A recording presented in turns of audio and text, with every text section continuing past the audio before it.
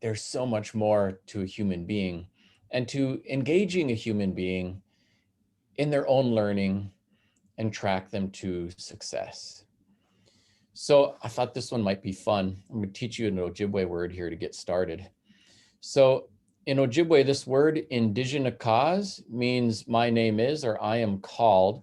And Ojibwe does have some words that are a little longer. So sometimes it helps students when I'm teaching this stuff, if you start at the back of the word, one syllable at a time and build it out, it's a little easier, like cause, cause, cause, indigenous cause. And then you can throw your name in there, whatever it happens to be, indigenous cause.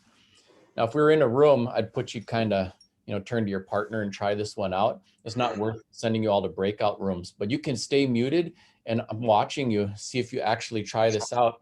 Introduce yourself in Ojibwe. Anton, indigenous cause. Indigenous cause. There it is. Indigenous cause. Cool. I can tell you're doing pretty good. Did that feel a little weird speaking to nobody over Zoom with you on mute? Does it feel weird just saying words that are not your words? Sometimes it does. Imagine, for our students coming in the classroom, if English isn't their first language linguistically, or if they're actually just even have a different cultural language, even if their linguistic language is English. And so it's good to have awareness that as we work with our students, there's what we see coming, the tip of the iceberg above the surface, and then there's all this stuff below the surface that we don't always know within their own experience, their own history, their own beliefs and underpinnings. And so we expect our students to embrace a certain level of discomfort, right? Coming into class, adopting and adapting to our rules, protocols, even our teaching methodologies and things like that. But sometimes we don't hold ourselves to the same standard. We want everyone to adapt to us rather than the other way around. And so it's a good challenge to get out of that box and to embrace a certain level of discomfort, which, by the way, is the opposite of our Minnesota nice training. Minnesota nice is like, you get a new neighbor, drop off a casserole and give them their space. We're so conflict averse, we become communication averse. And sometimes that can actually bog down genuine relationship building, connection, learning, and important things that we're all about. So I'll share one quick story getting us started here. I've done a lot of work with kind of the flagship Ojibwe language immersion school, which is in the Hayward Lakes region, just across the border in Wisconsin. It's called Wadu Kodading. And, I started out, the school's been going for a little over 20 years now. And I started out, doing assessments for their teaching staff, helping develop curriculum and resources, and more recently was elected to their school board. There's some really dynamic stuff going on there. And at one point, this is, probably 6 or 7 years ago now, I was asked to come out and do assessments. They had put together an early childhood program. And I was out there to assess the teachers and the whole program. And, like in our standards, state standards, a lot of the formal testing starts around 3rd grade and up. But even at the younger grades, there's still quite a bit of scripting about, 2nd graders need to know the life cycle of a plant or things like that, or the life cycle of an insect. And so they really thought about this stuff. How can we build material even for the early childhood program underneath that? So like if it's 2nd graders need to know the life cycle of a plant or an insect, then they might have butterfly puzzles for the 4-year-olds and that kind of stuff. But I went in there and I was just so stunned. They had some circle time, and these are little kids, 4-year-olds. And they had a 4-year-old kid up there saying, Uju abenuji dog, hani nejiwebak agwajing nongom. So this 4-year-old's running circle time and he's saying, hey kids, what's going on with the weather today? And so one of the kids goes, Anizagate? Huh, good day, boy. So he had a little felt board and the kid's saying, the sun's peeking out. And so he says, yeah, that's right. So he puts a little image for the sun peeking out behind the clouds. Away go nengeabi, no dinana. Huh, mashkawani mud. Good day, boy. And so he's putting up another one for the strong wind. And I was just kind of watching. And I remember thinking, I have a bunch of kids at home and I can hardly get them to sit still for supper. And that, just the classroom management and discipline was crazy, crazy great. And the poise of a little kid to like do public speaking and kind of lead in an instructional environment for a little while was pretty impressive. And also to think that these kids were operating in a language that their parents didn't even speak. It's not like they had 20 years in the program and then this came out. They're 4-year-olds and they had some months in the program by the time I got there. So there was something going on, something positive. And it's kind of good to ask these types of questions. Like, do we expect kids to learn how we teach, or do we teach how they learn? In some places, like the state of Hawaii, they'd identified 5 different distinct,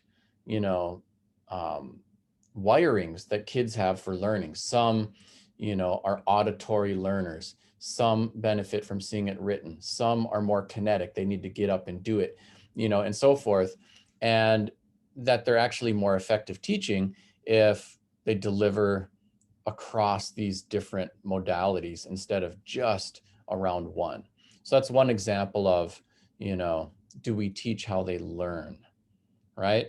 But I'd say that this applies to learning styles, but also it applies to our cultural underpinnings, right? So I remember being confused at times when I'd go to like a storytelling with my mom for an Ojibwe storytelling event in the winter. And she'd say, oh, that elder's going to tell stories. Be respectful, put your head down and listen. And then I'd come to school and the teacher would say, hey, look at me when I'm talking to you, be respectful. And I remember being like this, like confusing. And it's probably like a little bit less common, today. That is a teaching that you'll find in some native environments, but, even for someone like me, I can code switch pretty comfortably now between those environments. It doesn't totally derail me, but sometimes there's stuff going on that we're just not aware of. And we expect people to adapt rather than expect ourselves to adapt to what they need. And so it's good to develop the awareness so that we can meet students where they're at, meet parents, families, our stakeholders where they're at, not just where we, force them to meet us where we want them to be. And it's far more effective that way. I'm going to give you just a minute or two on me because it'll help frame our discussion today. Not so much because this is what you need for your classroom, but nobody sees the world the way it is. We all see the world the way that we are, and we're all different. So here's home for me, Leech Lake, northern Minnesota. That's epicenter of the universe, even though not a lot of people know that. I think while all human beings obviously have ancestors, that's how we got here, I think in the American experience, aside from indigenous people have a little different experience around this, whether it was people came here voluntarily, involuntarily, under duress, there was some sort of process of disconnecting from motherland, mother tongue, mother culture, and forging something new. For indigenous people, it's a little bit different. The connection to place is more ancient. The connection to ancestors is different. And that doesn't mean that these things aren't under stress. Half of the tribal population lives off reservation now, mainly in urban areas. And so, these things are shifting for us too. But there are a couple folks in my family tree with the very, very ancient face here This guy eventually got the English name John Smith, which is kind of ironic because he's no connection to the one from Pocahontas legend. But he was born in the 1700s and he died in the 1900s. So he was here in Minnesota before white settlement, and he was still here in Minnesota when they were sending people off to World War I. Kind of amazing to think about the changes he saw in his lifetime. Yeah, so I don't know. I think I got the nose, but I'm working on the wrinkles. On the other side of the screen, there's this guy named Wabujig, who's kind of a famous Ojibwe warrior, he and his father before him. But these were folks that nobody outside of Ojibwe space would probably know much about. And I didn't have the tools to talk about this when I was going to school in my own K-12 experience. But as I got older, it started to bother me more that I could go to school for 13 years in a row, K-12, to learn whatever I needed to know to be successful in the world, but none of it had anything to do with me. So it was kind of like the message, not from mean people, not from like intentional, willful marginalization or something like that, but just people speaking their truth. The message was, you and yours just aren't important, aren't relevant, don't matter. And I think most of my teachers would have been mortified to hear me say these words I just shared with you, because they were all about helping me be successful, you know? And I had, some experiences that were, much more negative, but for the most part, I think people were trying to be like on my side and believe in the value of education, as I do. But what was screaming at me were the absent narratives. And I think for BIPOC folks, on the one hand, we sometimes experience hypervisibility. So that's racial profiling and things like that. And then we also experience invisibility and marginalization. And so it sounds contradictory, right? Hypervisible or invisible, but they both deliver a certain kind of discomfort or impact safety and things like that.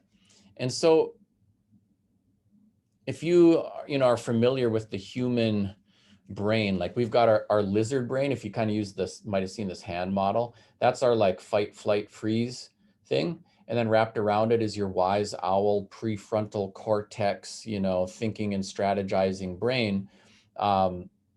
Whenever there's any kind of threat stimulus, the wise owl goes offline, like a car swerves in front of you, boom, you're right to fight, flight, freeze, and you slam on the brakes, right? So it keeps us alive. And when people feel threatened, you get fight, flight, freeze.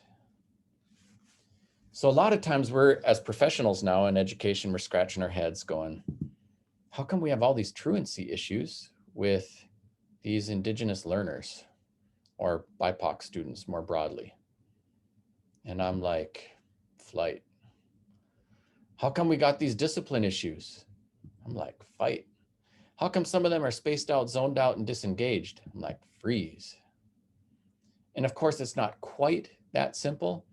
And I've got a little block later on today where we'll talk about, historical trauma and trauma-informed educational practices and stuff like that, because that's another dimension of this. But there's something to that. And the question that comes up for me, at a place like that early childhood program I was mentioning at Wadukudaring, and that school goes all the way out through 8th grade now, and they're going to try to build it out through high school. How come they don't have the same truancy issues that we have with Indigenous learners in other schools and programs? And how come those kids are outperforming even in the English language tests delivered in English when they're taught all day, every day in Ojibwe? It seems counterintuitive, like that shouldn't happen. And some of the answer is those kids don't get triggered into fight, flight, freeze by anything from absent narratives to what sometimes feels like an assault on their identity or culture. Those things are actively reinforced. So there's positive identity development for Indigenous learners is like, that's what they breathe there. And the result is there's a different level of engagement and trust from kids and families that seems to ripple through everything else in the curriculum. And that doesn't mean that this is like a cookie cutter, one size fits all, solution for every single environment. But I'll share some other stories too about some other types of programs, from expeditionary learning models to, some school districts like Portland Public Schools has 58 different languages spoken in that school district, and tremendous success, addressing racially predictable disparities in truancy and test scores and graduation rates and college matriculation rates. And so there are some really interesting examples of places where they're getting to this stuff. And what I'm hoping to do with you today is spark some discussion about what can we learn from some of these situations in schools and cases and places that might really be applicable in our space for our work with these kids here. Because I think we got plenty to learn from some of them. Not that everyone's got it all figured out. So these are my folks. My father's not Native at all. He was actually an Austrian Jewish immigrant and a Holocaust survivor. He spoke nothing but German first 13 years of his life. He has an amazing story of his own. It's probably a whole different talk for y'all, but I'm happy to field questions about my personal stuff. The short version is eventually he made his way to Minnesota, met my mom, and here I am. My mom grew up in a little village called Bena in the heart of the Leech Lake Reservation. And I think for her, harvesting wild rice and stuff like that was not like a cool cultural pastime so much as a necessary means of survival. The kids had to participate in putting up food for the family and stuff like that. But she had a pretty rich cultural experience growing up nonetheless. Have you ever seen the TED Talk by Chimamanda Ngozi Adichie? It's called The Danger of a Single Story. So it's worth checking out because it's a little 15-minute TED Talk, The Danger of a Single Story. And by the way, I'll also make sure you all get a copy of my PowerPoint. So, if there's, a case or a book or a resource or something that's in here, you'll just have that so you can refer to it. So happy to share that. But in The Danger of a Single Story, Chimamanda Ngozi Adichie is this Nigerian literary figure. And she says the problem with stereotypes is not so much that they're incorrect as much as they are incomplete. And if you just take a narrow single story piece of what you hear about a group of people, you're probably going to get it wrong. Like you could take a very narrow sliver of white America in rural white Appalachia and come away thinking, oh man, white people, they've got it so bad. The lack of a work ethic there is terrible. I don't know why they don't just get jobs, or whatever. And you might go take another thin sliver of white America in New York's Upper East Side and be like, talk about privilege, everything handed on a silver platter. And of course, neither one of those narrow narratives is going to tell you everything you need to know about white people in America, right? And so you can imagine stereotypes we get about Native people. One says we're all rich from casinos. Another one says we're all living in squalor on reservations.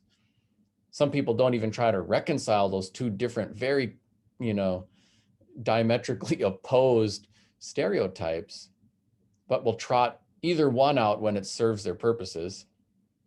And so I sometimes even hesitate putting a slide like this up because it can reinforce that one stereotype, that single story narrative about Indigenous poverty. So the truth of the matter is, in the state of Minnesota, in 16 counties, tribes are not big employers. They are the biggest employers of all. Better be nice to natives. You probably end up working for one someday. And at the same time, about half of the Native kids in the state of Minnesota live in poverty. Both things are true. And sometimes people want to say, well, how come those rich natives aren't helping out those poor natives? And that's like saying, how come those rich white folk in New York's Upper East Side aren't helping out those poor white folk in Appalachia? Well, who says they're not? And it's complicated. And for example, in a place like Minnesota, tribal governments are doing a lot to help tribal citizens and are supporting education and health and wellness and all kinds of important endeavors with everything they have.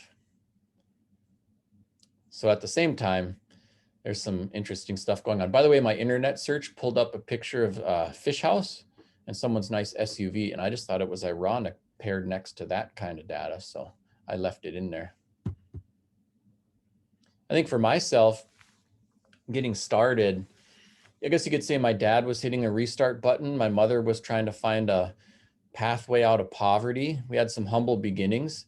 I remember, my kids think it's dinosaur ages, but we had a little hand pump, no running water. We had a kerosene lantern. We had a outhouse. We wash up in the creek in the summer and enamel wash basins in the winter.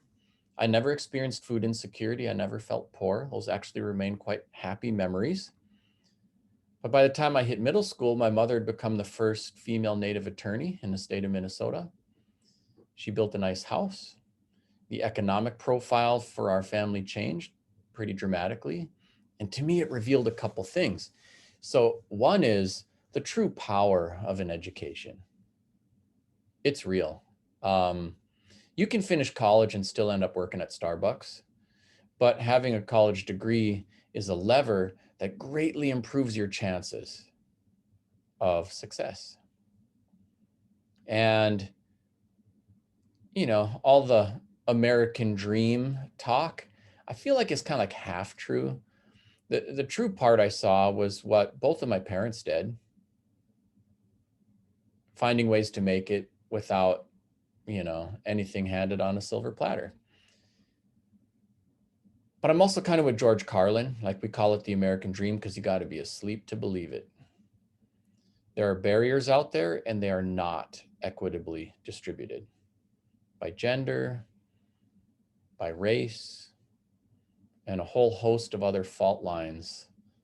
There are patterns and structures that do make it easier for some than others.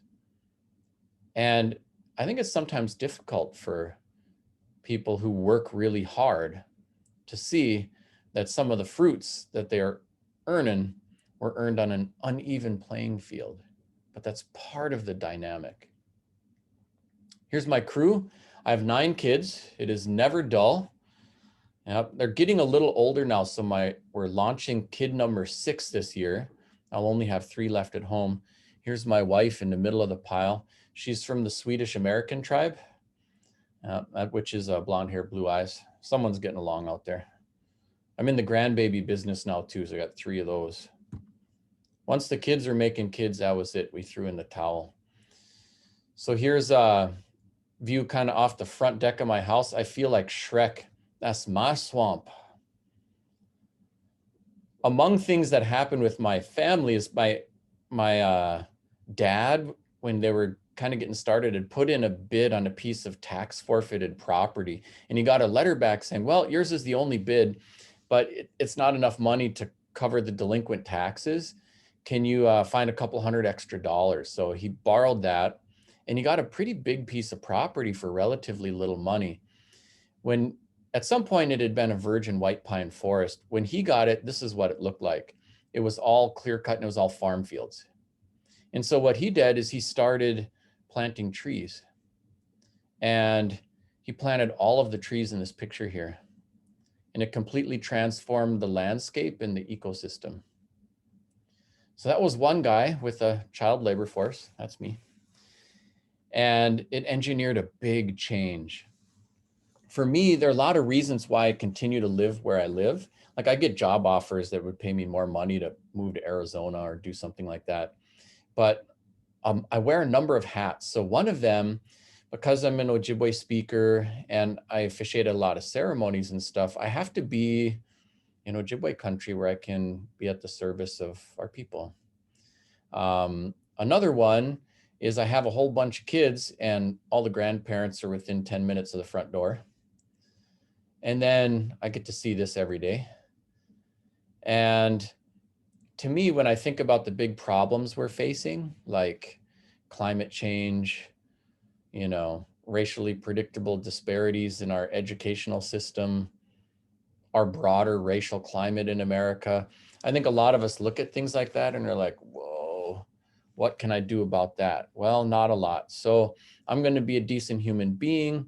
I'm going to tell other people to be decent human beings. And I hope it's enough. But it's kind of not enough.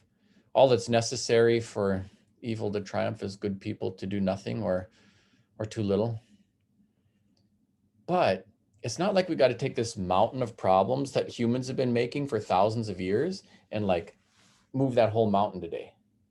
It's more like we need to keep planting the seeds, and it can transform the landscape and the entire ecosystem.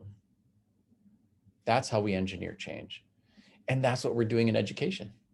Every day we are planting seeds and nourishing them and helping them grow. And it really can change everything. So your position in education is a truly empowered position. We get to do a lot of stuff like this too. So here we are harvesting wild rice. And we actually put up quite a bit of food. We make wild rice, maple syrup and sugar. We hunt fish. We gather and forage. My kids actually produce about $10,000 worth of food every year. And then they eat all of it and a whole bunch more. So rich in all the ways that matter the most. But the things that I think are really empowering with the kids is like, for example, if it's maple sugar season, they know the science for how to get food out of a tree and turn it into something that you can serve up on your table. But they also know the art and the culture of that.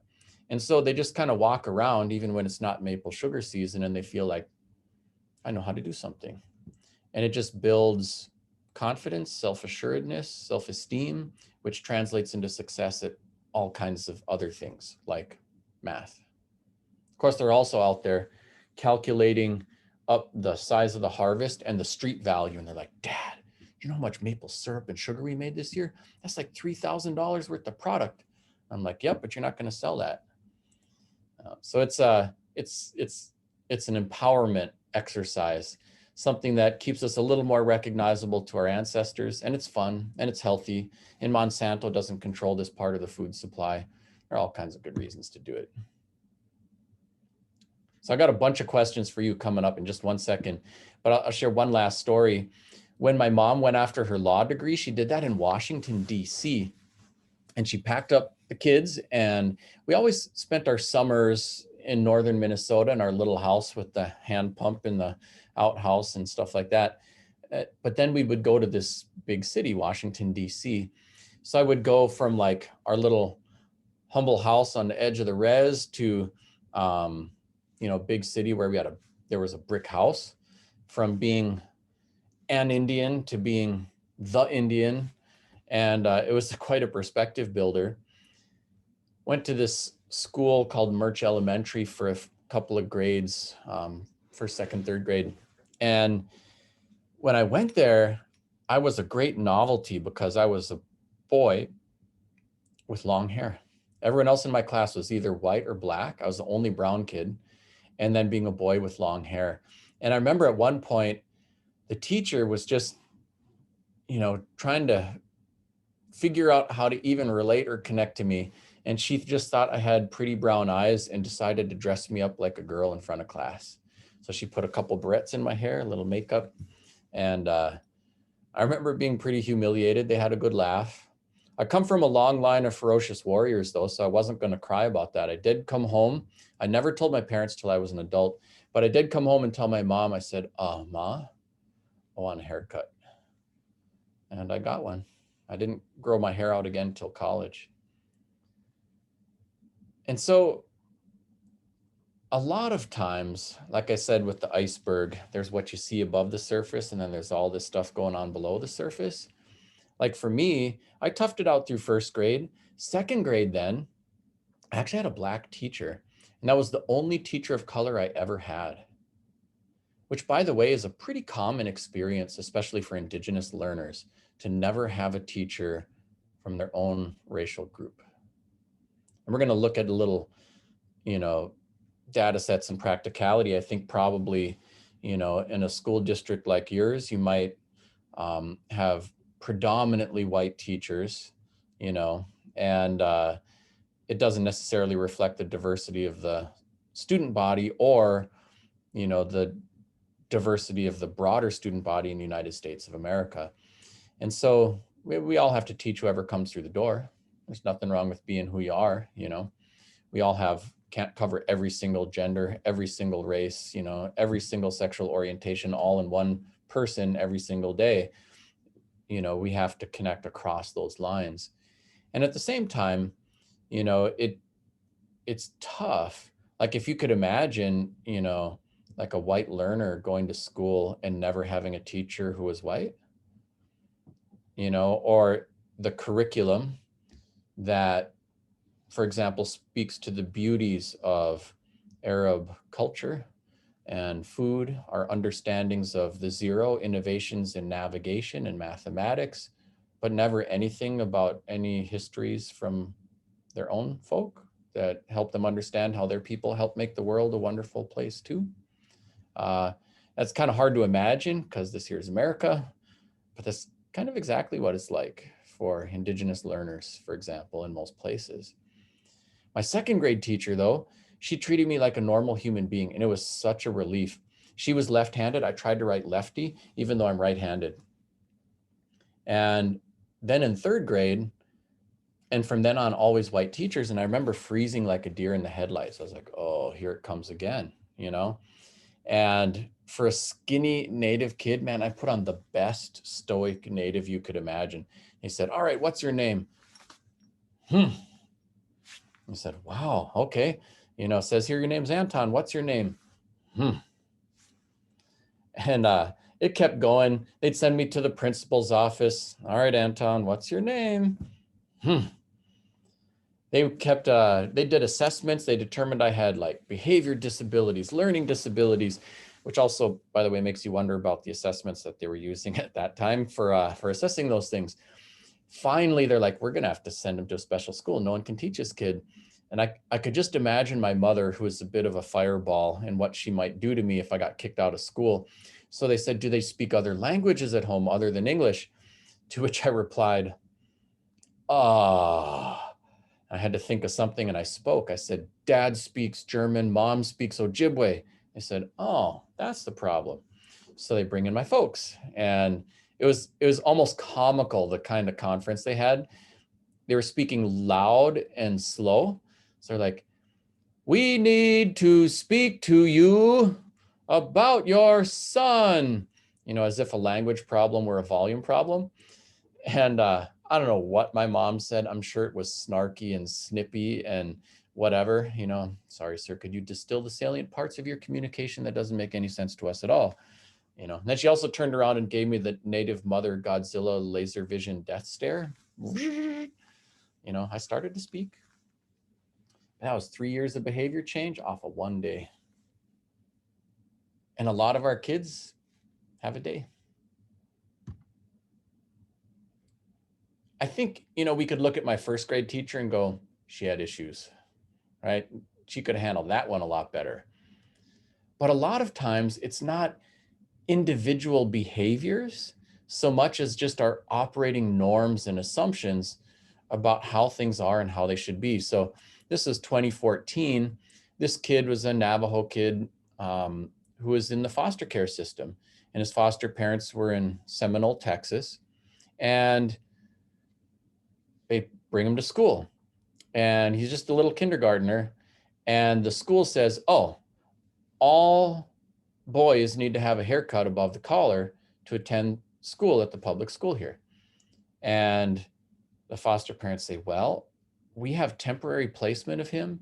If we cut his hair, it could even be considered assault because it could do psychological harm to him. But his attendance at school is compulsory, so what do you want us to do? And they said, well, if you can prove that he's an enrolled member of a federally recognized tribe, and if you can authenticate that this is an important part of his religion, we can petition the school board for a variance, which they do, and that's where the kid goes to school. And it makes you wonder what kind of days he might have in the system. And by the way, it's probably not the case that someone's like, let's be mean to the natives. Let's forcefully assimilate them. I mean, there was, and there have been plenty examples of that, residential boarding schools and so forth. And we'll actually talk about that a bit today too. But it's probably because it was like Texas and it's the Bible Belt and this is what feels normal. Or maybe it's because it's Texas and they don't appropriate enough money for education and they don't have air conditioners and it's hot. Who knows what all's going on in their brains? But the end result was not okay to be you, to come to school here, or you have to do something to change you and conform so that you can receive your education. Now, they navigated that particular case, but it just makes you wonder, what else is going to happen with this kid in the system? So there's an important takeaway here about and how we think about issues of varying different kinds of diversity, the fault lines in our society. So here's my wife and I on wedding day.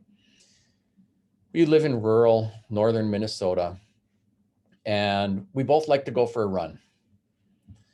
Now, when I go for a run, I really don't feel very unsafe. I mean, sometimes there's people texting and driving, but they're on the other side of the road. I can kind of see them coming, and so I can avoid that. Once in a while, somebody, slows down and takes a hard look at me or something, and I feel a little uncomfortable. But for the most part, I really don't feel unsafe when I'm out going for a jog. My wife doesn't have that same experience, though. So when she goes for a jog, if somebody slows down to look at her or pulls off to the side of the road to check their cell phone like you're actually supposed to do, then her heart starts to race. And she starts thinking like, is this going to be a sexual assault? Are they after me? Should I turn around and go back home now? Should I run into the woods? What's my escape plan? And so the data says, doing the same activity, that she is not as safe as me. And in my personal experience in conversations with her, she doesn't feel as safe as me. Now, when we get into cars, the roles reverse, because she's got a car full of our kids, driving them to school all the time, and she can be cruising, 43 and a 30, and a cop on the corner will be like, keep it down, lady. And she's never had a citation. I'm like a fuddy-duddy professor dude who is very careful about driving the speed limit and stuff like that, and I've been pulled over by the cops over 40 times. And I was pulled over twice this year for no seatbelt while wearing a seatbelt in broad daylight. I twice have had police officers pull guns, once in a routine traffic stop, like unholstered just to come to the window. And I was in a minivan with a "my kid is a middle school honor student" bumper sticker in broad daylight with children in the car. First time, we have a family that's kind of like his, hers, theirs, and somebody else's kids. And so, first time we're out on a camping trip, got kids in the car and camping gear. I'm driving a newer model Honda and get pulled over by the cops. And, he starts asking questions, who owns this car? I said, oh, I do. Here's the, and I've got my own protocol right on the visor. Clip there is the insurance card and the registration card and all that stuff. So I don't have to reach in a glove compartment, hand him the stuff. And he said, who owns this car? I said, oh, I do. How do you spell the last name? I spelled last name. It's on the driver's license I just handed you. And, he keeps shaking down. Then he's like leaning over to my wife. He's like, are you okay, ma'am? Are you sure you're okay? Then he's like to me, get out. I remember thinking like, well, I have a constitutionally protected status from unreasonable searches and seizures. And I could say that, but that would probably get him more upset with me. So like, okay, fine, I get out. Pretty soon we pop the trunk. He's going through all the camping gear. It's strewn all over the place. The windows are down. The wind's blowing in there. The kids are getting cold and starting to cry. And he goes back up to talk to my wife again. He's like, ma'am, are you sure you're okay? And he just keeps on back and forth. And then finally, after, half an hour, 40 minutes sitting there going through this experience, I'm standing outside the car and he keeps asking questions. Then he just hands me my stuff and goes, you know what? Have a good day. No speeding ticket, didn't do anything wrong. I had to go back and tell my wife, because we weren't married yet then, you sure you want to marry me? Because this will not be the first time that this happens. So it's not like, is it race or is it gender or is it economics that drive all these things? It's race and it's gender and it's economics and it's many other things all at the same time. A lot of times, when we think about this stuff, and by the way, like I do a lot of work on racial equity in my community. I'm good friends with our chief of police. By the way, we've got Ojibwe language signage on the cop cars. Check it out. Gunawanjigang, Minawa, Nadamagang. Right? And so our chief of police comes to our regular courageous conversations about race. He believes in community policing. He doesn't always get it right, but he is trying. And his team still pulled me over 40 times. Right? So a lot of times when we look at this stuff, it's tempting to look at who are the bad actors. Well, Anton's first grade teacher, she needs to learn something. The cop who pulled over Anton and his wife, he needs to learn something. Those lone wolf bad actors could benefit from some training. But it's not just individuals, it's patterns, it's policies, like that school kid where boys need a haircut above the collar, it's practices. And you can look at things like race, it operates at multiple levels. So at the micro level are individual actions. That's when someone uses a racial slur or something like that. And that's the easiest for most of us to see, right? It's my first grade teacher, she got it wrong. But it doesn't just operate there. It operates at a meso level too, which is like rules, like the public school that has a rule that says boys need a haircut above the collar, right? It's not the case that someone's down here trying to think, how can I make life harder for Native kids? It's just an assumption about what's normal and rules and patterns and policies that define that in a way that creates advantage or disadvantage. And then it also operates at a macro level, which is like this cultural smog we all breathe. We've all been socialized to race in the same place. It means we all get the racist jokes, even if we don't think they're funny, even at the earliest of ages. But what makes it hard to talk about sometimes is that if we say there's a problem with racially predictable disparities in a school, then what people often hear is, you just said that I'm guilty of bad intentions around race, or that my individual actions are, not honorable. But we're not talking about individual actions much of the time. We're talking about policies and practices and, rules and the curriculum and things like that. And so oftentimes you get this defensive reaction because people are thinking about micro level stuff when people are trying to change things at this level. And ultimately you want change at all the levels. You want, people's individual actions to be awesome, and you want the rules to make that not just possible, but unavoidable. But to do that, you also need this cultural change. And it seems kind of overwhelming looking at it all. But a lot of times it's hard to get the change started because people feel like their character's under assault for their micro level intentions and actions, when we're really trying to engineer, a change in the patterns. And chances are, most schools in America have racially predictable disparities in test scores, discipline, all kinds of different areas. So if there are patterns here, if there's racism, that doesn't mean find the racist, the white supremacist at the micro level.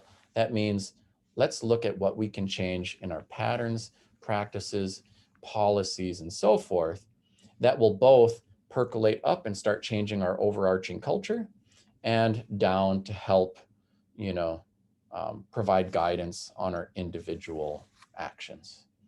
And when we think about it that way, we're not saying anyone's a bad person. Honestly, I think like most people are actually doing the best that they can. I think a lot of people are also scared, and this racial climate we're in is testy and tough. And there are a lot of things to say about it. If I held up my finger and said, what is that?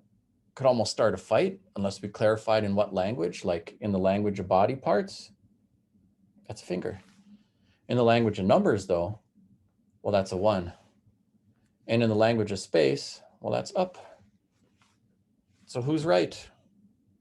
And of course, they're all right. It's a matter of perspective. So often what happens is if someone says, hey, we should talk about race, right? Or something like that, someone's up there saying this here is a finger, it's not an elbow, it's not a toe, the rest of you, shh. And someone else is listening going, that's a 1, not a 2. See, they just don't understand. And we totally miss each other. But if we can really listen and tune in, give all those people we want to give a good talking to and give them a good listening to, when we can see that as a finger and 1 and up and all the other many things that it can be, that multiple perspectives, and when you get good at it, multiculturalism is really powerful. By the way, it's good advice if you ever want to like be in a marriage, raise kids, work in a workplace with more than 2 human beings. Multiple perspectives is going to serve you really well. And seeking to understand, seeking to get it right, not just to be right, and that kind of stuff. A couple of famous pictures here. You've probably seen these ones at some point. I think, a lot of times our response is let's be fair-minded. Let's make sure everybody gets to go to the game. But we don't always make sure everyone can see, or that everyone can play, or that everyone can be equally compensated for the same effort. And a lot of our solutions to those things are really imperfect too. And to think bigger would be to think about what would it look like to kick that fence down altogether, to change the environment and the ecosystem. And a lot of times it's tough and it's loaded. Like I sometimes feel like in education, we've been doing this stuff for so long. Like the British developed our school system. Here we are still teaching the same curriculum. Like we will teach our kids more about the history of the British Empire and the Roman Empire than the history of this place right here. In Minnesota, the glaciers retreated 11,000 years ago. And there have been human beings living here ever since for 11,000 years. Minnesota woman, an archaeological find kind of in the northwestern Minnesota. I mean, she was dated well over 10,000 years ago. So why do we start the history with the arrival of the first white guy? The first French voyageur, the first white lumberjack. Shoot, we'll teach these kids more about a fictitious character like Paul Bunyan than the 11,000 years of human history here. And even just like animals, like someone can be cruising down the highway and be like, I saw this weird brown animal run over, no idea what that was. But some animal in the big, broad British Empire, duck-billed platypus, yep. Zebra, yep. Giraffe, yep. But what happens when you don't understand something or someone is it's so much easier to be ambivalent about its destruction. So what are we doing to each other? What are we doing to the natural world too? I think a lot of times in a curricular and school culture sense, we have this deliverable and we believe in it so much. Like the deliverable is often a big, beautiful bowl of whiteness. And we believe in it so much that, like, if these kids over here are truant, we will go to their house, we will pick them up, we will bring them to the school, and we will give them 2 spoonsful of the whiteness because it's so good for them. But what we're often not doing is saying, why should it be a big, beautiful bowl of whiteness? Why should it be a bowl? Why should it be delivered with a spoon? Who should be in charge of deciding what the deliverable is and how we go about delivering it? And so when we say diversity, what we're saying is more people get to come eat out of the bowl. But when we talk in terms of equity, we're saying who should be in charge of deciding what the deliverable is and how should we go about delivering it? They're very different efforts. I think it's important too to acknowledge this stuff is freaking people out.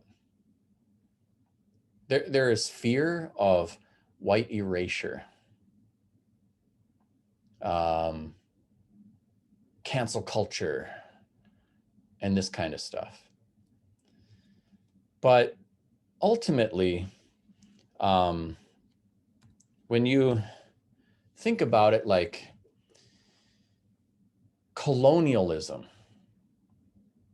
is about erasure. It's about taking one culture and religion and way of doing things and using it to supplant others, right? And so naturally, for those who are steeped in a culture of colonialism, one of the greatest fears will be fear of their own erasure. And anytime there's been a big demographic shift or policy change, there has been tremendous fear of disempowerment and erasure. And, you know, just as an example, like 100 years ago, when the women's suffrage movement was going on, and I got these on my phone, I didn't load them in the PowerPoint, men were so scared. They were terrified that women were going to destroy men. So like, here's one little ad that was taken out. You know, when women get the vote, and it's a big woman sitting on top of a skinny man, you know, controlling and destroying him.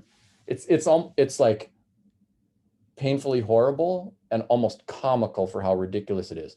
You know, here's another one, a procession of suffragists, down with the men, up with the women, you know. And so it's just so clear that men were terrified that if women somehow got the right to vote, that it was going to take stuff away from men, that it was going to make them less, and that it should be opposed. And Susan B. Anthony and other suffragists were literally like beat by the police, ostracized, demonized, persecuted. Of course, when women actually did get the right to vote, what happened? They got the right to vote, they entered the workforce. It didn't take jobs away from men. It actually created more economic prosperity. The stock market went way up. And men owned most of those stocks. So they benefited the most from women entering the workforce and getting the right to vote, you know? But the fear, oh, they really felt it for real, you know? Even though it was their own wives and daughters, by the way. Today, there is a fear of demographic shift, America getting browner, and that it's going to take things away from white folk. It's going to take jobs away from white folk. It's going to take prosperity away from white folk. It's going to take rights away from white folk.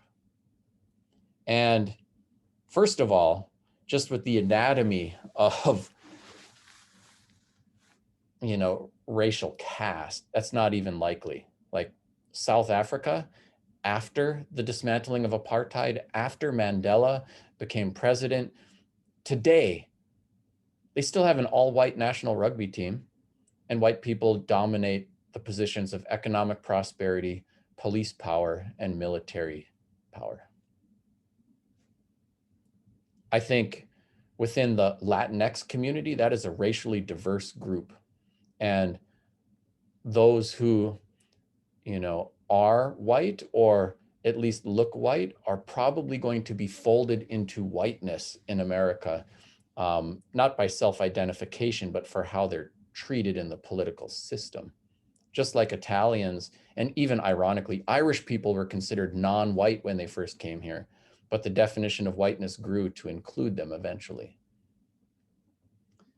More fundamentally, if your neighbors, kids do better in school, well, the teacher can work faster with everybody's kids. If, your neighbor's kids go on and finish college and get good jobs and become load-bearing citizens paying taxes rather than, leeches on the government, it's kind of better for everybody. Equal rights for others doesn't mean less rights for you. If your neighbor's house value goes up, your house value goes up too. We all do better when we all do better.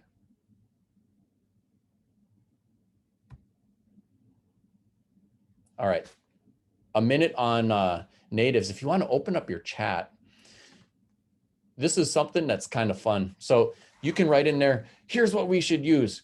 Is it Indian, Native American, Aboriginal, Indigenous, First Nation person, or what? Go ahead, what do you think?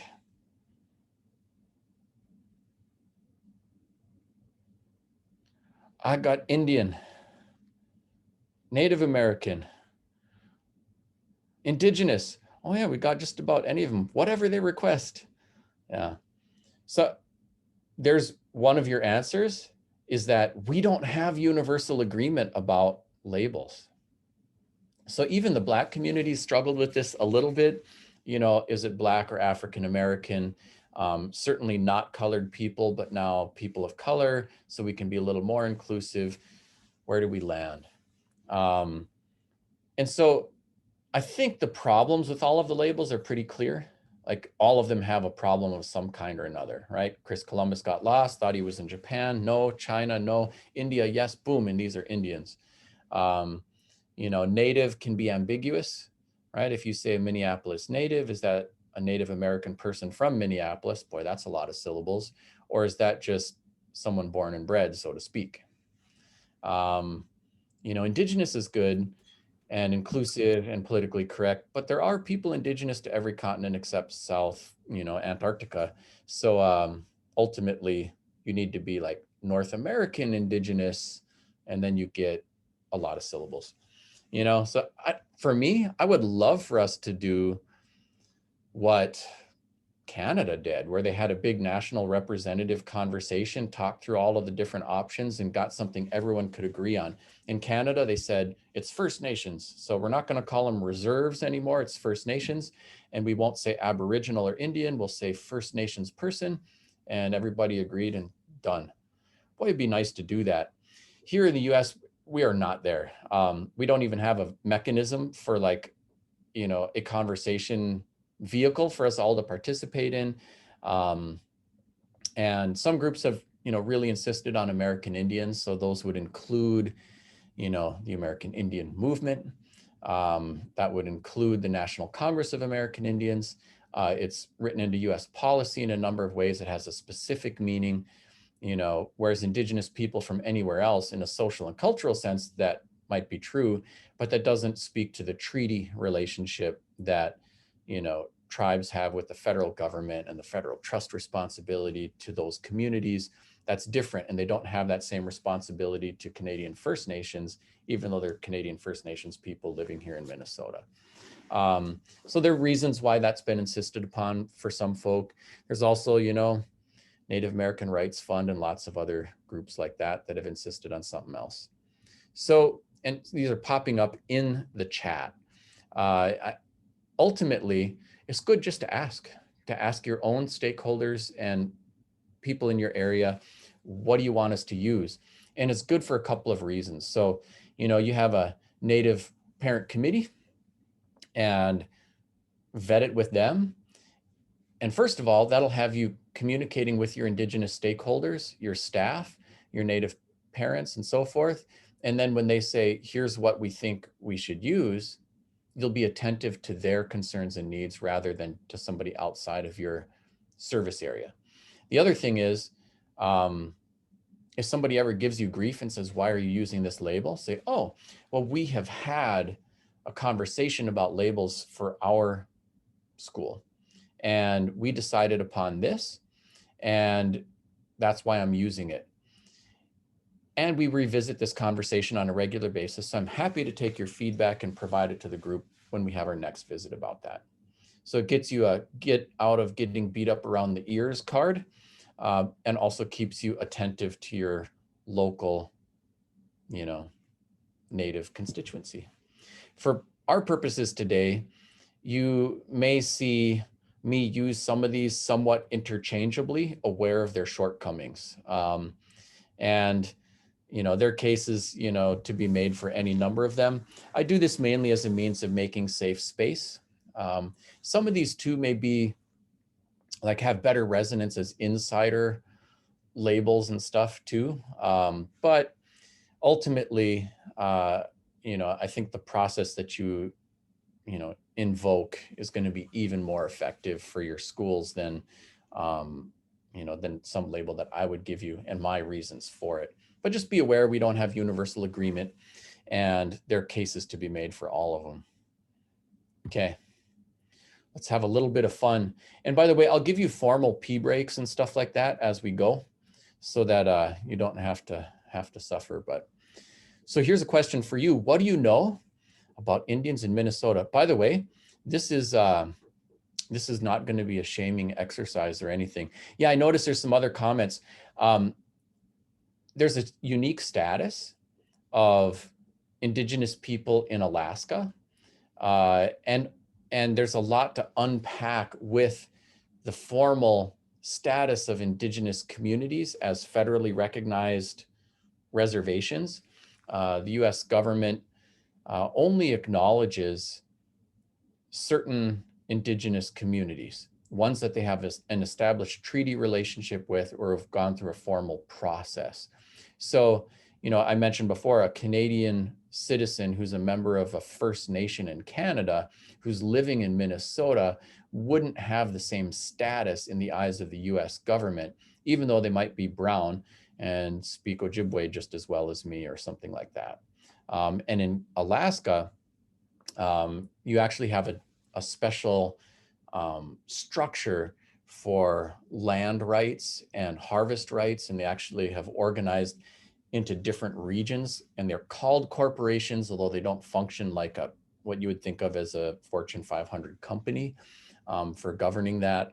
And so sometimes you'll see, Alaska natives, and even in Alaska and in Canada, the Inuit, sometimes called Eskimo, are considered, in a different category or classification in terms of culture. Like with Alaska has a separate set of Alaskan Native language and culture standards that run aside their regular educational standards. And so they have do a good job at kind of laying out all of the differences and reasons and nuances there. Yeah. All right. So a couple questions for you, and we'll just do this as a collective exercise for now. And I do have some things where I'm going to break out into chat rooms and stuff like that in a little bit. But for this one, you can just use the chat window and try this. All right. How many tribes are there in Minnesota? What do you think? How many tribes do we have? Okay, I've got 6, 11, 7, 15, 12, 9. Yeah. All right. Be brave and say what you know. That's good. And we got 11 federally recognized reservations here in the state of Minnesota. All right, getting a little tougher. What are their names? You heard a couple today already. What are the names of some of these tribes?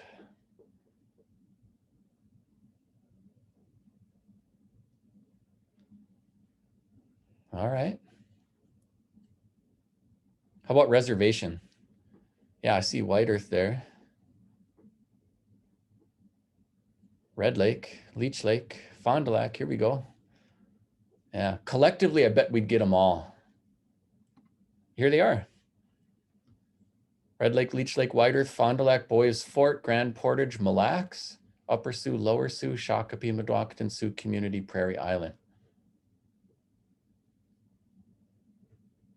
All right. How about Indigenous languages in Minnesota? You got to hear one this morning.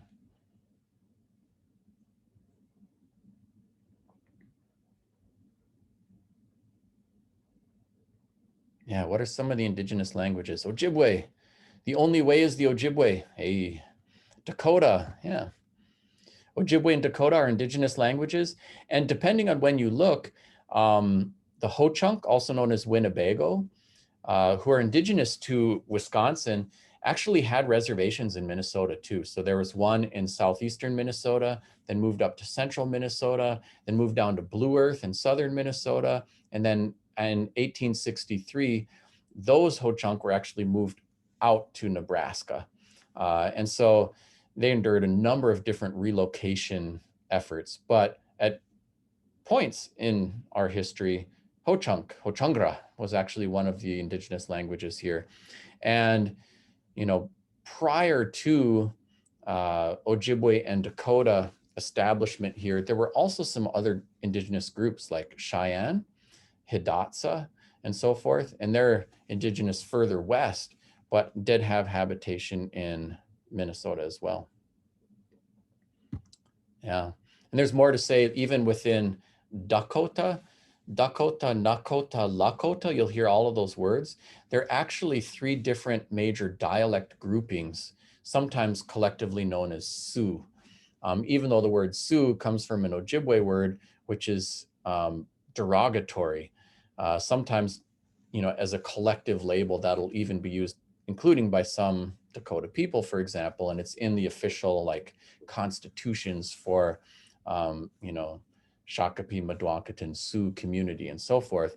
But usually the terms of self-reference, you know, Dakota, Nakota, Lakota, and then the specific ones within that are preferred labels when we can do that.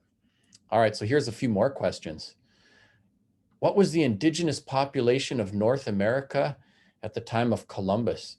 And by the way, we have a couple BCs in the native world. So there's before Columbus, yeah, before Casino, and before COVID. I got a new one now. So before Columbus one, how many people did we have? What do you think? I got millions. I got tens of millions. Yeah, don't be shy. I got 2 million. 500,000. Okay. How about, and I got multiple questions on this screen. So what was the indigenous population around 1970? Must have been less. Yeah, what do you think? How many people do we have around then? 400K? All right. How about how many federally recognized tribes? If we found 11 in Minnesota, how many do you think we have in the USA? Okay, I got 72, I got 45, I got over 100. Okay. How about treaties? How many treaties do you think we had? Must have been a few. Yeah. 300, 100, 1,000, 13. Okay. Unbroken treaties. Okay, everybody's laughing now. Yeah, so we didn't do a census before Columbus came. But our best estimates are that there are close to 100 million people. By the way, there are 88 million people in all of Europe at the time. And the Americas, especially the east and west coast of the United States and so forth, were just as densely populated as Europe at the time of contact. And if you look at like the capital city of the Aztec Empire, Tenochtitlan, that city was 3 times larger than the largest city in all of Europe at the time of contact. That city was London. So scattered bands of roaming nomads in the wilderness, that's the mythology. And it's good to think about why we get that message. Because I think if we are able to think of scattered bands of roaming nomads in the wilderness, then it's easier to think, well, there was room for everybody else who came. That somehow it wasn't a taking, or that it didn't involve things like genocide. But it did. It was a taking from the very first encounter, and it did involve genocide. And there's kind of no way around that. The scattered bands of roaming nomads in the wilderness keeps us all singing, "This land is your land, this land is my land," without looking at some tough history. And I think it's just an act of emotional and professional maturity to acknowledge genocide, slavery, things like that. It's kind of a requirement for reconciliation. We can't get to reconciled and skip the reconciling. And it's just more honest. And there's a lot more to say about that. I'm happy to point you to resources. Charles Mann, for example, has a book called 1491 that goes through all the population stuff, and I think does a pretty good job. And there are many others too. For number two, you got to examine data. I was looking at the Americas with number one, and with number two, we're looking at census data in the United States. And I was Native before being Native was cool. So people were still worried about residential boarding schools and are my kids going to get sent there? And should I answer a census form? And, all kinds of different issues then too. So it's probably undercounted. Today, the US Census reports 5 million Indigenous people, many more in places like Mexico and South America. Canada's in a unique situation too, because 80% of the Canadian population lives within 50 miles of the US border. So when you get a little further north, you got huge swaths of territory that are primarily Indigenous space. 574 federally recognized tribes, over 400 treaties. By the way, over 100 treaties have specific education clauses, health and education clauses that say, the US government promises to provide for the health and education of Indigenous people as long as grasses grow and rivers flow. There's so many treaties that have this. Collectively, it's known as the US Federal Trust Responsibility to Native People. The reason that there's a Bureau of Indian Education, the reason that there is an Indian Health Service is not special rights for a special interest group. It's partial payment for the land sold. And if you want to revisit the treaties, bring it on, because we got lawyers now. This study is 10 years old now. Said 5.6% of US teachers feel prepared to work with students from cultural communities different from their own. But all of us are going to have to do that. The majority of American students are BIPOC, Black, Indigenous, people of color. Over 25% of Minnesota students are.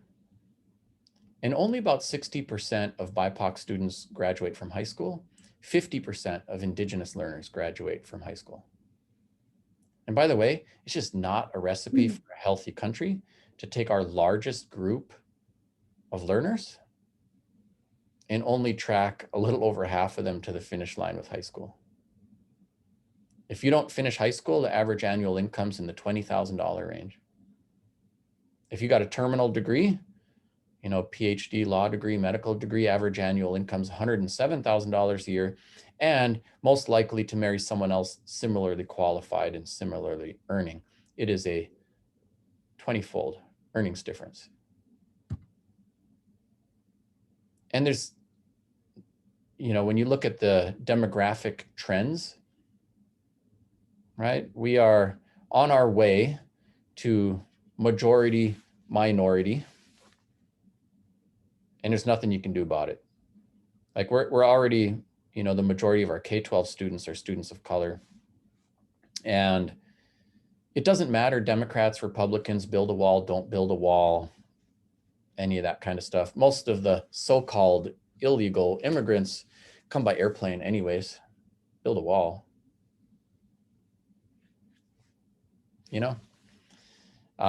If America turning brown is like the sinking of the Titanic, we hit that iceberg ages ago. Rearrange your furniture all you want.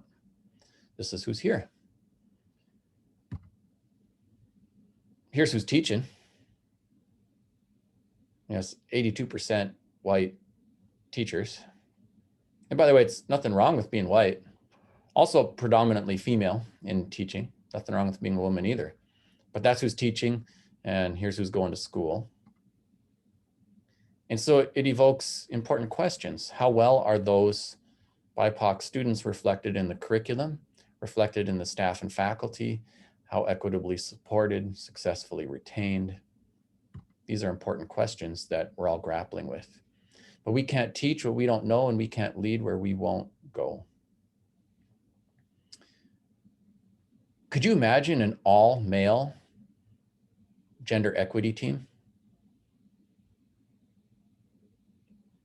I mean, it happened for a lot of American history, but ultimately, I would say the all-male gender equity team would be missing an important perspective. And in addition to that, the optics probably aren't that great. It's the same with regard to race. In your work in education, how many of you have ever sat on a committee where the majority of the committee members were BIPOC? And usually it's not super common. So we have special barriers for developing that. You know, I think in the state of Minnesota, we have fewer than 400 certified Indigenous teachers. And what do we got? 79,000 teachers just in the Education Minnesota Teacher Union alone. We got some work to do to build that pipeline. But we got to get the kids to the finish line with high school, going to college, interested in teaching professions, getting certified and credentialed to take the jobs. So there's a pipeline issue, but also we have to develop the role models and the support systems so that we can make all of that happen. By the way, no one should feel ashamed. Like if you felt a little out of your depth, even just on the little quiz questions, like that's okay. We all got the sugar-coated version of Chris Columbus in the first Thanksgiving, or most of us did, going to school.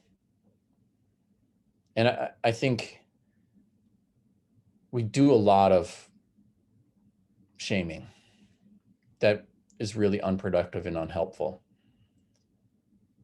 It's okay, and it's probably normal if you didn't grow up getting all the answers. By the way, it's the same for Native people. Like my mom, you know, she was a lawyer, became a judge, and I think by the time I finished high school, I would have been hard pressed to give you a decent explanation of what tribal sovereignty was. I knew what it was like living in a brown skin. You know, I knew what it was like for me living in this country, but all that history, politics, sovereignty stuff would have been a lot more difficult for me to lay out for everybody. So you don't have to have all the answers. And this is also one of the weaknesses of our system, is that we expect everyone to be a content expert if they're going to teach about it. But we do need to ask good questions, and we do need to coach the quest for knowledge. And there's a lot of help for you along the way. There's a cool cover for the Young Reader edition of Everything You Wanted to Know About Indians, but we're afraid to ask. There are a lot of ways to get in front of this, to deal with marginalization and invisibility. So, you know, a lot of places are doing welcomes and land acknowledgements and things like that. It doesn't solve all the big problems, but it creates a little bit of awareness. You know, we've got here in Minnesota, we're on the current and ancestral homeland of Ojibwe and Dakota people, been living here for 11,000 years.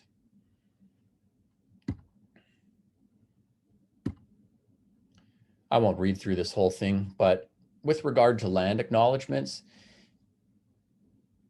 it's good if they acknowledge the historical injustice, the contemporary survivance and resiliency of Indigenous people. If it's local specific, So you're not saying indigenous people broadly, but the specific tribes that happen to live here. Um, and there's some sort of institutionally specific call to action. So here's one we did for our university.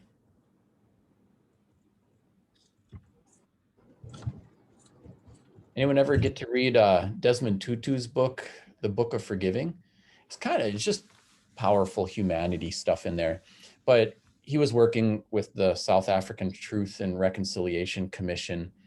And I mean, among other things, there was this one woman whose daughter was killed, who had established a peace institute with the men who killed her daughter. And it just kind of almost unfathomable for me to imagine like working side by side with people who killed my kid or something. But there's some remarkable stories in that book. And he says, if you want to get to healed and reconciled, then you have to do the healing and reconciling. And to do that, you have to tell the story. You have to talk about what happened, and you have to name it. You have to say, this is what the hurt was, whether it was slavery, genocide, whatever. And then you can forgive, and then you can renew or release the relationship. And by the way, he'd say this is the case for grievance between two people or between groups of people. Like, this applies if, some dude cheats on his wife and wants to reconcile the relationship. It's not going to happen if he won't even hear and receive his partner's pain, which has to happen, and may need to hear that multiple times. And then say, it was a violation, and put a name on it. And then there can be forgiveness. And then the aggrieved party can say, I'm going to renew my relationship with you, or I'm going to release it. And we're done. But I think on a national level, America is struggling to even hold space for the telling of the story. Like there's a lot of people telling other people to shut up and stuff. And why do we have to talk about race again? Why do we have to hear about slavery again? Why do we have to hear about indigenous genocide again? It all happened in the past. And what that's doing is it's tamping down and stifling this healing and reconciling process, because we're not holding space to tell that story, to retell that story, to put a name on it, so we can work towards healing and forgiveness. So there's some good wisdom there. In an Ojibwe context, we have, among other things in our culture, we have a clan system. And our original chief clans are these ones, the loon and the crane. And so the loon, of course, Minnesota state bird, the pretty voice. And the crane has a big, loud, squawky voice. And initially, the loon were, as far as clans go, were considered like the lesser chiefs. And they would speak first and do most of the talking. Like at a treaty signing, they might talk for literally 3 weeks. And then when they're all done, the cranes would come in and go, I think you know where we're coming from now. Here's how it's going to be. So the loon represents diplomacy, seeking to understand and be understood. And the crane represents command. And I happen to be from the Eagle clan, but I think it's good for all of us to kind of channel that wisdom to first, roll out your loon, seek to be diplomatic, seek to understand, and then be understood. But then in the end, it's okay also to be strong in your beliefs. But if we lead with our crane and say, here's how it's going to be, we can just end up chasing everybody away from the table and complain about eating alone. So as far as our protocol, it's good to do it with consideration. So you all probably run into this one. Forget about it. It all happened in the past. And I'm going to pop you into breakout rooms for just a very short prompt of about 5 minutes to discuss this. What is your response? What's your response to, forget about it, it all happened in the past? And by the way, no one's going to be like graded or shamed on your answers. Whatever the answers are fine. And I'll give you a minute to talk about that, and then I'll pull you back in, and I'll work us up to a pee break after we come in and debrief from this prompt, so you can recaffeinate and everything there. Everyone got the question? All right, I'll put it in a broadcast to the breakout groups too. And we'll do that now. Let's see, we've got about 100 of us. So let me go into breakout groups here. All right, this will be a short prompt. Here we go.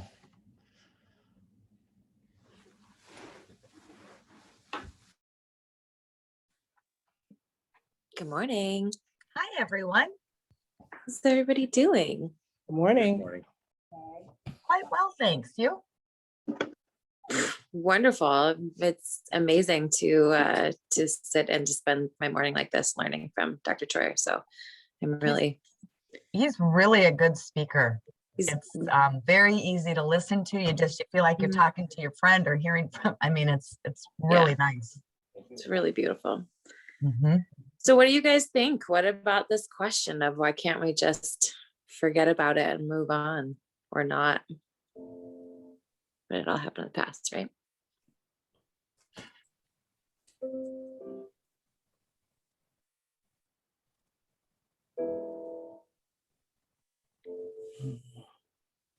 I mean, I think for me, my reaction to it is we can't just move on until, like, part of the reason why we haven't moved farther in terms of creating an equitable world is because we're so terrified to talk about it and to own it and to understand our own history and to understand what that means, and unlearning and releasing and letting go of all of the other things that we wanted to believe about the start of our country, right? Like there's a lot of relearning that has to be done. And I think like it's that concept that I know that obviously South Africa still has a long way to go, but the concept of truth and reconciliation, you can't have reconciliation without truth, right? We can't do any kind of repair of harm unless we can acknowledge the harm that we've caused. So I think it's really vital for us to move forward.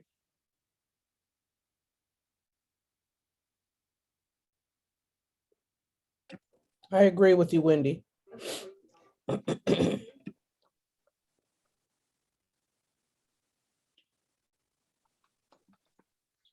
I think someone, at least one person put it in the chat, but it's kind of that notion that if we forget, we're doomed to repeat. If you forget, you don't learn, you don't move forward, and it's just, it isn't possible. It's not something, you can't just shut the door and say, oh, okie doke, here we go. It doesn't feel that way. It doesn't work that way.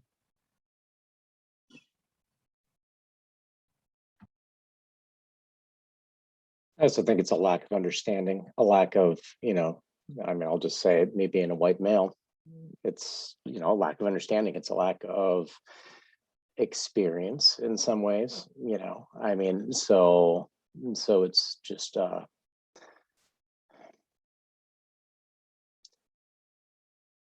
disconnect maybe, just so that we're, at times it's just hard to go back and think about it because it's like, I don't understand. Just generally a lack of understanding, I guess, would be one reason why I think it's hard for people to, but yet still very important. So.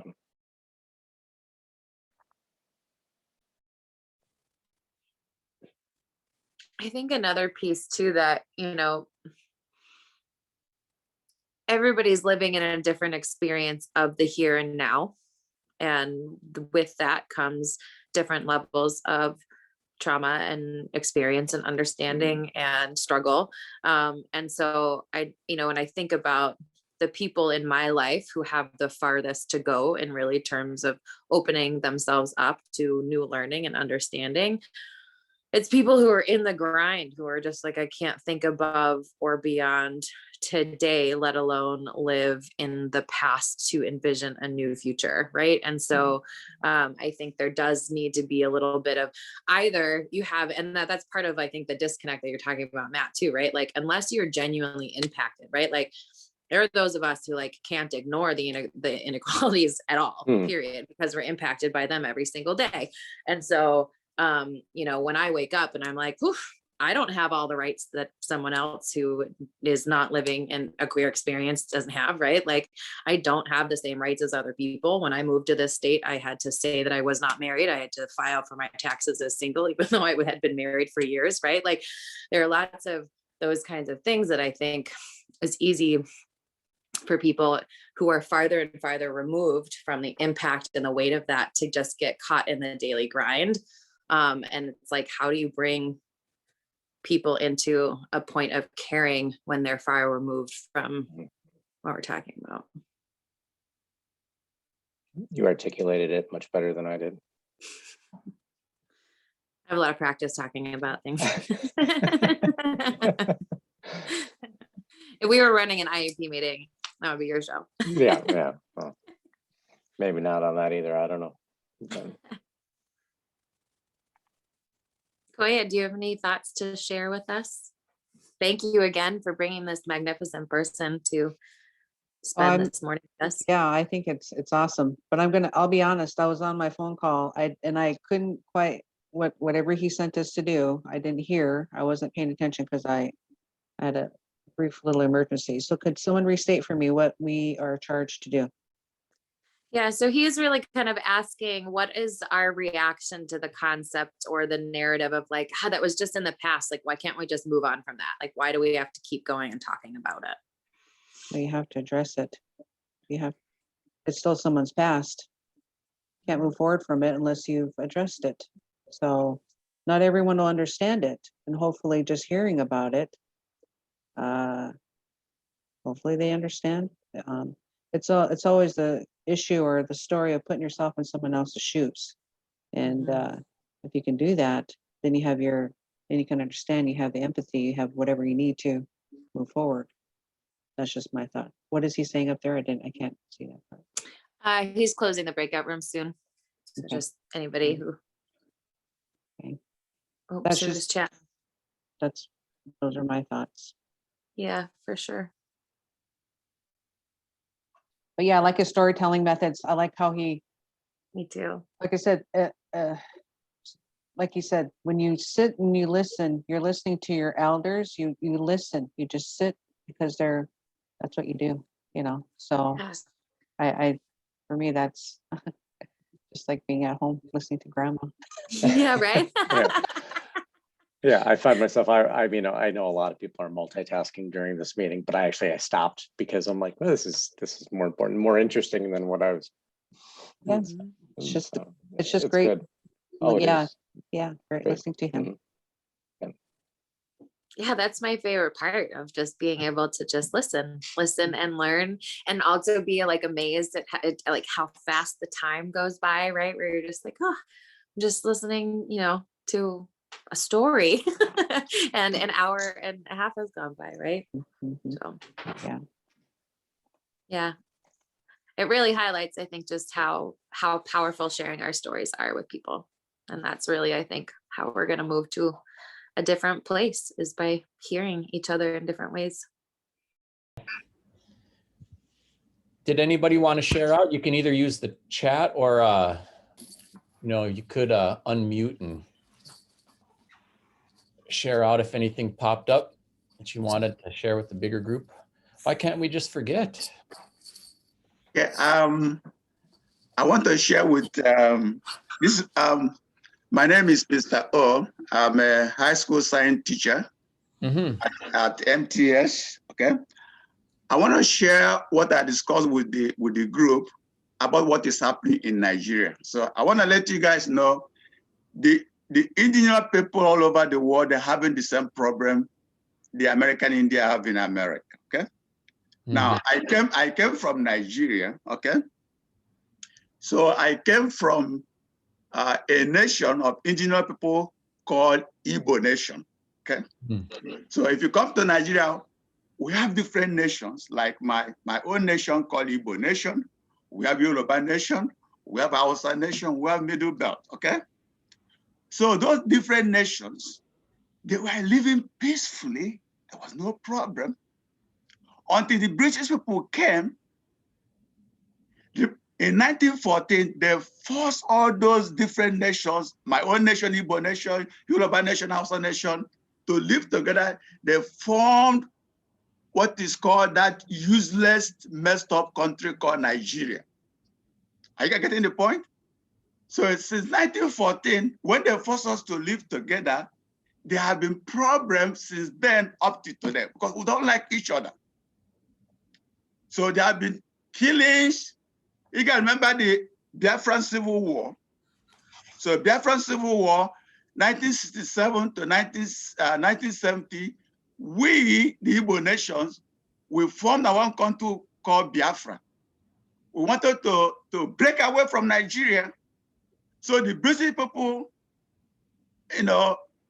supported Nigerian government to fight against Biafra. They killed about 5 million of Biafra. Mm.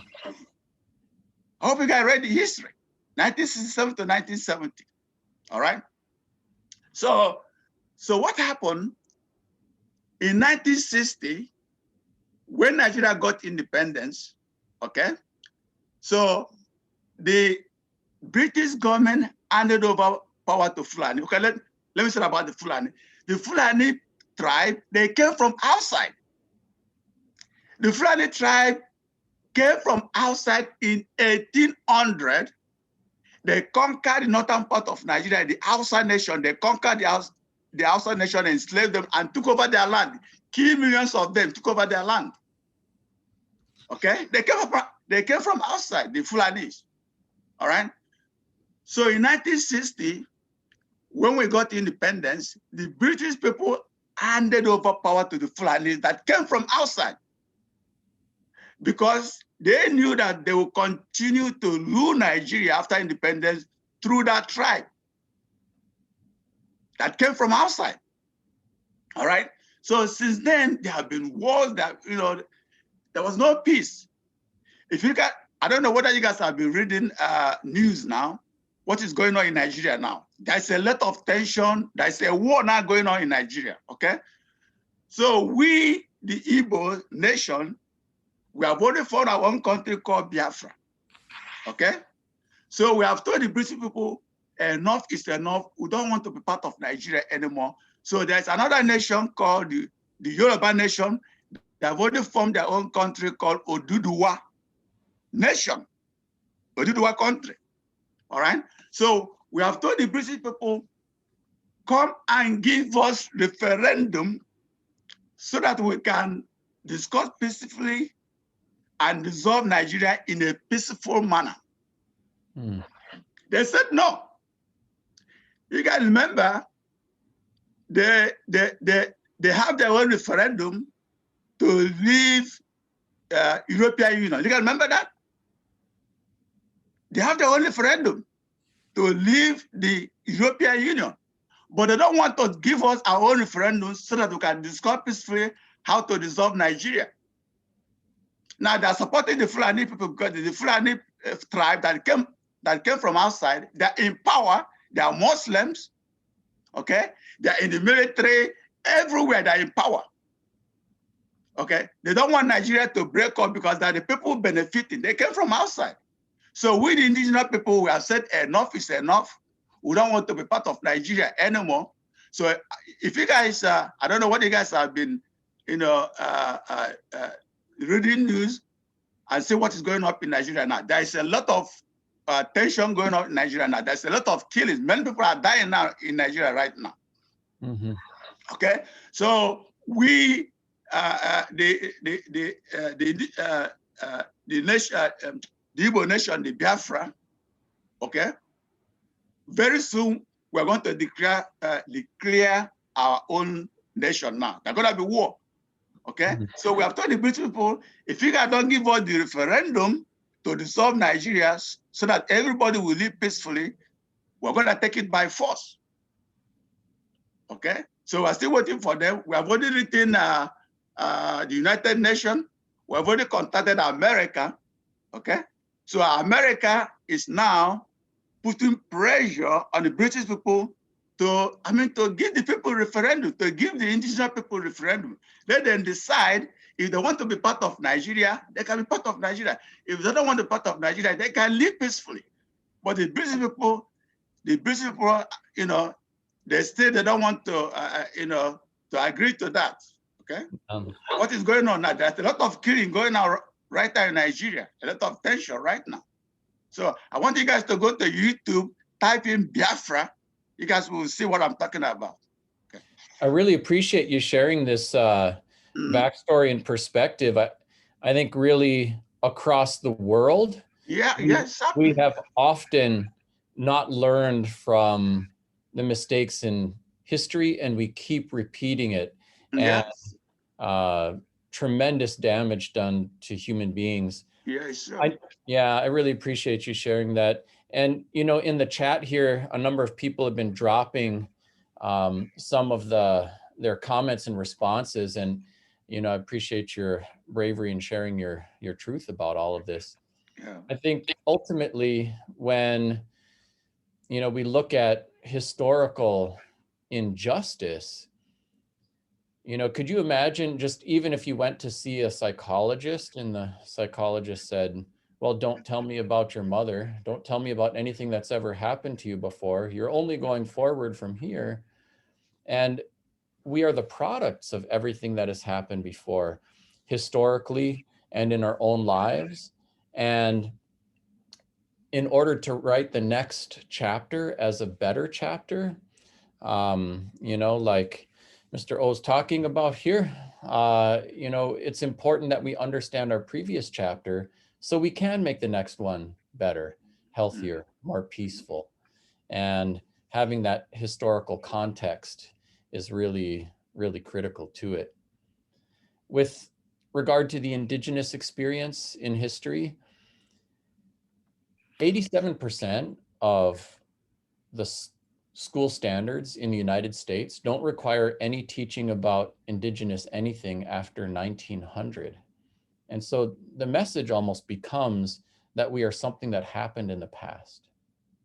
And we're only spoken of in that historical context rather than its contemporary reality. So remember that we have history, but that doesn't just mean that we are history. We're not past tense, we're alive, we're still here. We have living languages and cultures. We are ancient and modern. We are thousands of years of human history still in the making. All right, I'm going to give you your promised pee break. And when we come back, think about this one. What's the first thing that you were taught about Indians? Could be your, you know, grade school Thanksgiving lesson or whatever. Think about the first learning experience you had about Indigenous people. And you can go have your pee break. I will give you a full 8 minutes for this. So we'll be back at 10:01. And when you come back, you can just drop your answer in the chat. All right, starting my timer and go grab a cup of coffee and we'll see you shortly. Miigwech.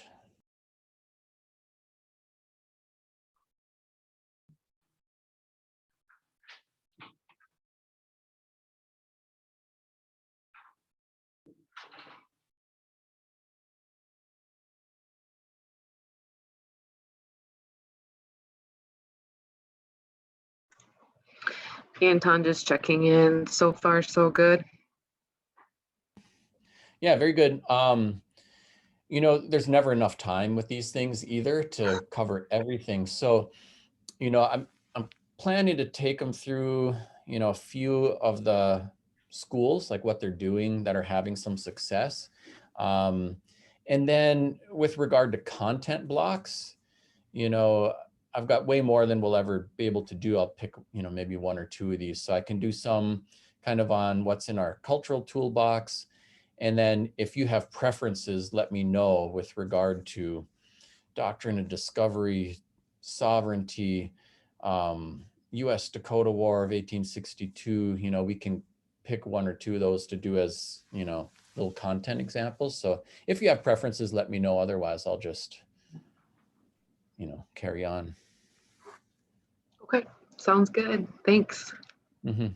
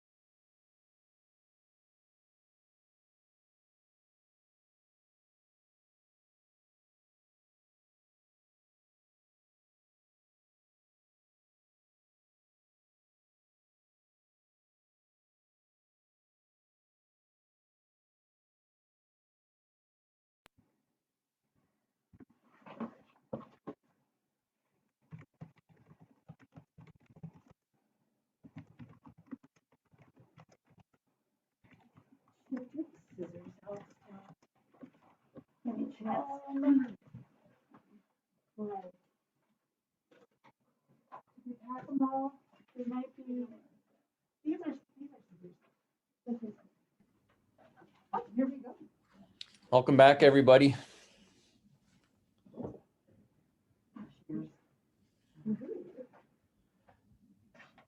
Yeah, there's some great stuff you all are dropping in the chat. And when I was in grade school, I wanted the pilgrim hat rather than the, construction paper faux native headdress. That said something too.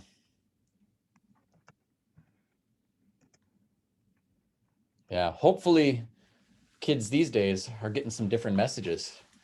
Still feels like we got some room to grow though. Did y'all catch the Santorum quote from a couple days ago? I'll drop it in the chat. He said, "We birthed a nation from nothing. I mean, there was nothing here."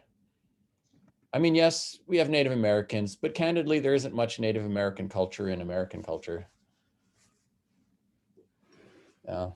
And yeah, I mean, he was running for president of the United States, politician.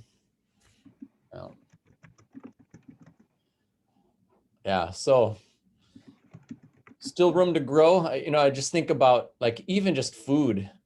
Like sometimes the questions comes up like, where do I find resources and what do we teach about and what's appropriate at different grade levels and things like that. But even just food, like all the stuff natives gave to the rest of the world, like chocolate and vanilla and turkeys and corn, beans, squash, potatoes, most kinds of chilies, and yeah, so ideas about crop rotation, trephination surgery.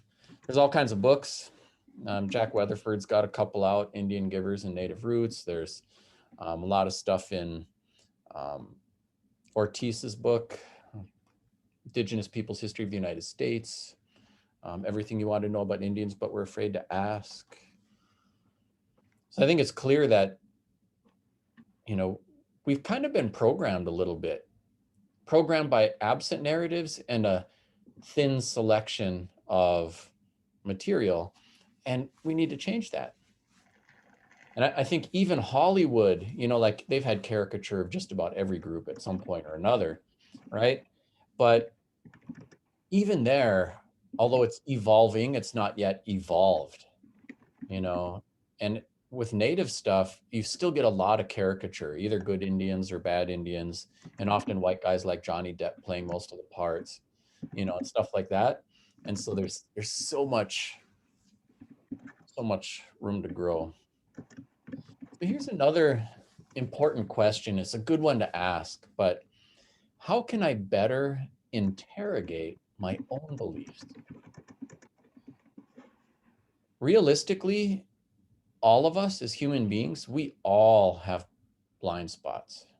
There's no way for all of us to be thoroughly woke on every single topic. I have blind spots. All of us do. So how do we interrogate those blind spots? A lot of times we're like fish. We can see everything in our environment perfectly, except for the glass bowl that confines us. And here we are swimming along, being good little fish, and bonk, we run into the bowl, the edge of the bowl. Like, why are those people mad at me? How come this is contentious? I'm a good person. Why is there so much stress about this? Or even just like, our national conversations about policing and all kinds of things. How can I better interrogate my own beliefs? So if you want, let's just do this one together.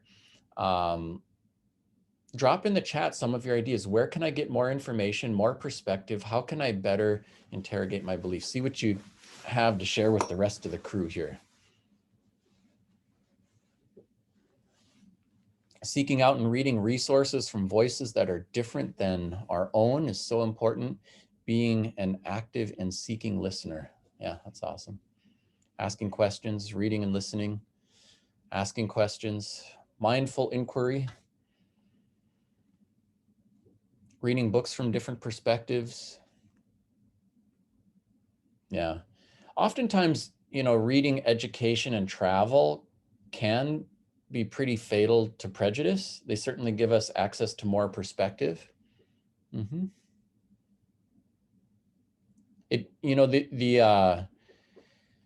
It's a good way to get access to perspectives that you might not otherwise get, but sometimes it's good to go deeper, right? Like it can be a little passive if we're just putting good books on the shelf kind of thing. How do we put that into action too as we interrogate our beliefs?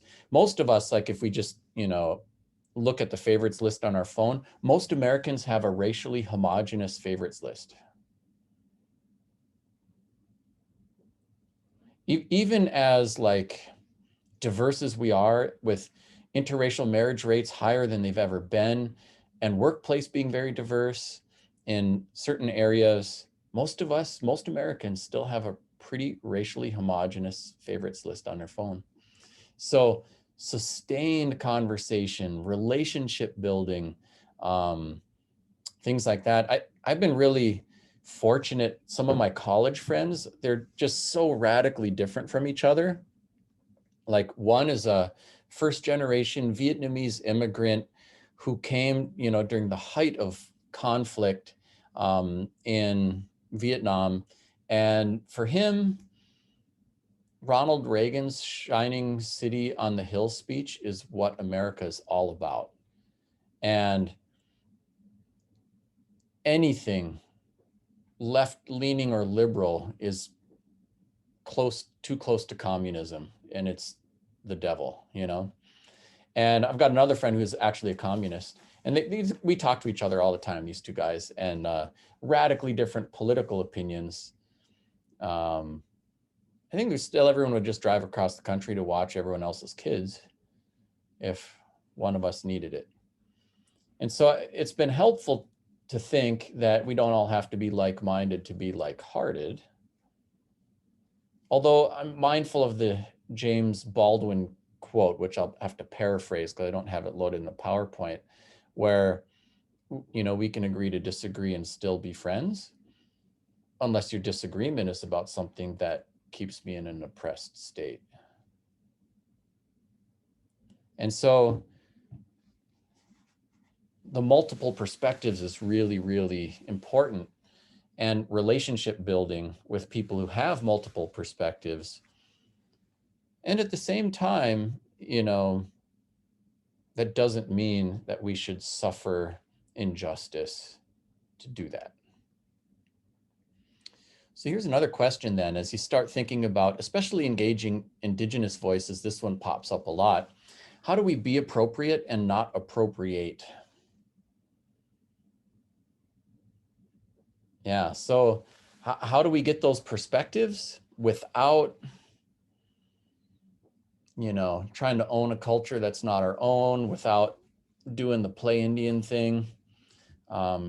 In this age where there's so much mixed messaging and pushback on changing native mascots for sports teams and other things like that, how do we not appropriate, but do appropriate and meaningful engagement? All right. So just kind of looking at the clock here, we got a few things I want to show you. Why don't you just drop these in the chat too, rather than bump you into the rooms on this? But how do we go about that appropriate connection without appropriating? Yeah, seeking to understand the difference between appropriation and celebration. Yeah, field trips, bringing in community experts. Yeah, I get calls all the time from, either authors who want me to check out their work, or like, I know I just had another one from a boys camp that says, can you look at our native programming? I was like, you do native programming? And ultimately, shared with them, look for Indigenous-led, native-led efforts rather than native-inspired ones. There's the difference. If Indigenous people are saying, hey, come to our cultural event and you're participating, that's awesome. That's cultural sharing. If there are no Native people in the space and you're imagining it, that can be a problem. However, sometimes you're not going to have the community expert who's going to come in for free or with limited budgets into your classroom on a regular basis to deliver that for you. And then how do we do that engagement? And what happens with our students and the stuff that they bring into the classrooms? Yeah, so a lot of times students have some really great stuff to share. You know, and there's kind of some do's and don'ts. I'll share this one with you. So it's good to bring in multiple perspectives. So, you know, if you have access to community experts, people who know, other folks on your team, bring it in. At the same time, we can't expect every single view to resonate. And, you know, you just have to keep trying. Not all the spaghetti is going to stick to the wall. It's good to allow students to share their perspectives because they have perspectives and sometimes they have a lot of really deep knowledge, but we can't also expect students to be our content resources. We can't make the students be our brains for us, or anybody else either.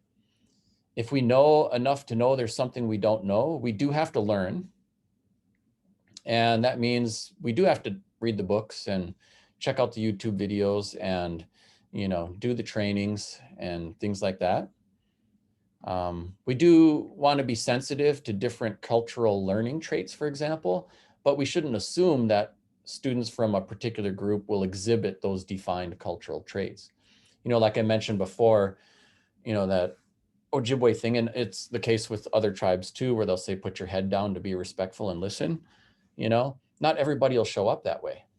And so, you know, even like on the first one there, bring in the multiple perspectives. Maybe you're sharing or have a community expert who's sharing about wild ricing, but you may have a whole bunch of Native kids who've never harvested wild rice once in their life. That's quite possible too. So, you know, I think the things to be sensitive of is you want to make room for those perspectives. It provides genuine engagement for students and things like that. But students might also feel shamed if they don't know the answer to a question about their own cultural group or something like that. So if they feel put on the spot or, you know, given the bullhorn when they're not ready for it, you know, it can be hard for them. So it's a tender thing to kind of feel your way through. And this is where it's really helpful to keep, you know, pushing to cultivate, you know, your Native staff. Otherwise, it'd be like, what if you had an all male staff and you get a female student who's got, you know, an issue with sexual assault or harassment or just looking for affinity space? It's harder to find. If you got Native folks on your staff and they're working with everyone else, you know, then you don't always have to look outside the school. That can be something that you do in a kind and good and respectful way and pay them appropriately and all of that. And in addition to that, you've got folks on your team to kind of drive the effort forward. So both really, really matter. All right. So how do we go about engaging these other cultures in our curricular development process? How do we get, you know, and there's some follow-up questions I have after this too, like how do we get good resources? Where are the good resources? Who do we look to for the good resources? The problem used to be, how do we find a needle in a haystack? And now it's like, which needle in this great big stack of needles do we actually pay attention to in terms of resources that are being developed? How do we vet that stuff? And how do we get good content that is actually actionable with our students in our space so that we can do better with all of our students? So I think it's a pretty important question to wrestle with. And I'll open up the breakout rooms again for you all just to discuss this for a couple of minutes. How do we engage the so-called other cultures effectively? All right, so I'm gonna stop the share and open up the breakout rooms for y'all. Here we go.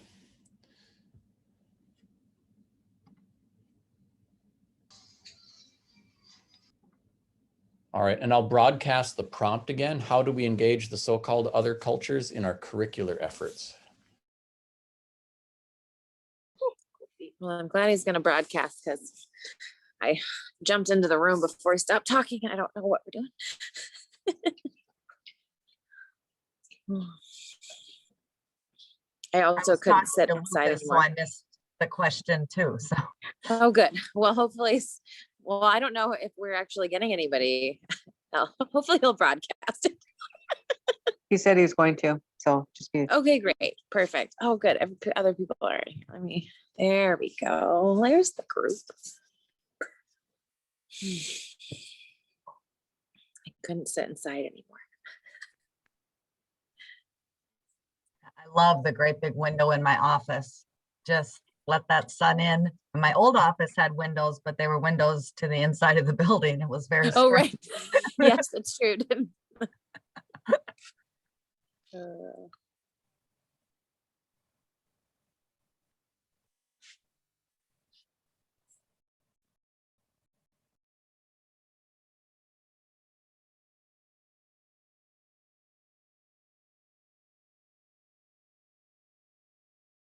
So this wasn't on my calendar, so I'm a little bit late joining. What was the prompt?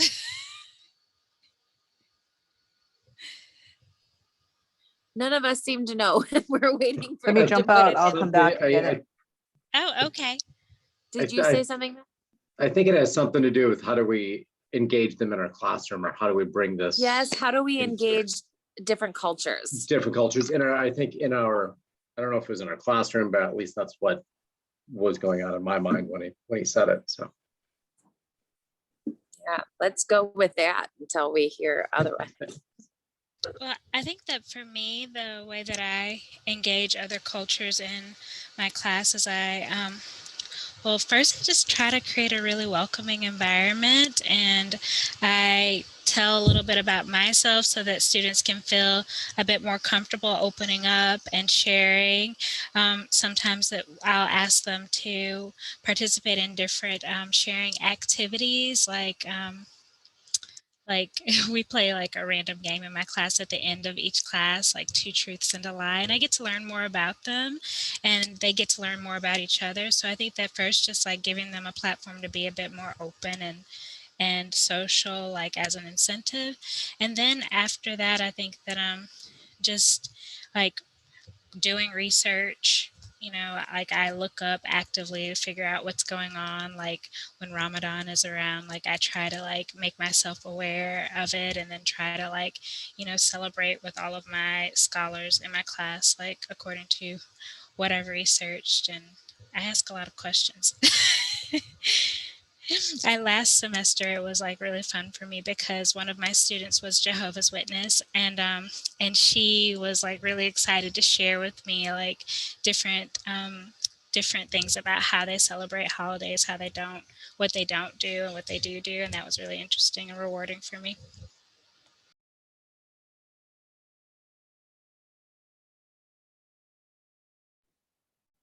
I love all that so much. I think so much of what I hear in that is about the space that we create. When we create space for difference, where we're willing to ask questions and understand that our students or that other people have cultural value, I think that that's part of it, right? And to know that like in that learning, and when we create, it's really about creating the space. I think when kids feel like they have the space to bring themselves into a classroom, they will, and they do.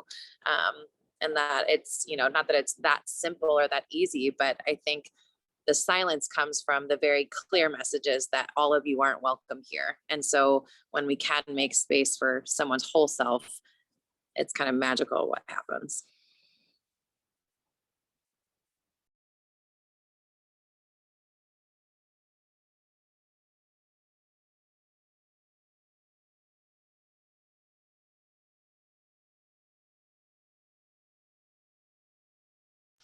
Another thing that I think that I've done in the past is I've tried to like make language accommodations for my ESL students. So, and exposing my other students to some of those language accommodations, like translating certain activities, like in both English and Spanish for my Spanish speakers. And I think that that's also been something that's like welcomed the diversity and made things more comfortable for my students in my class.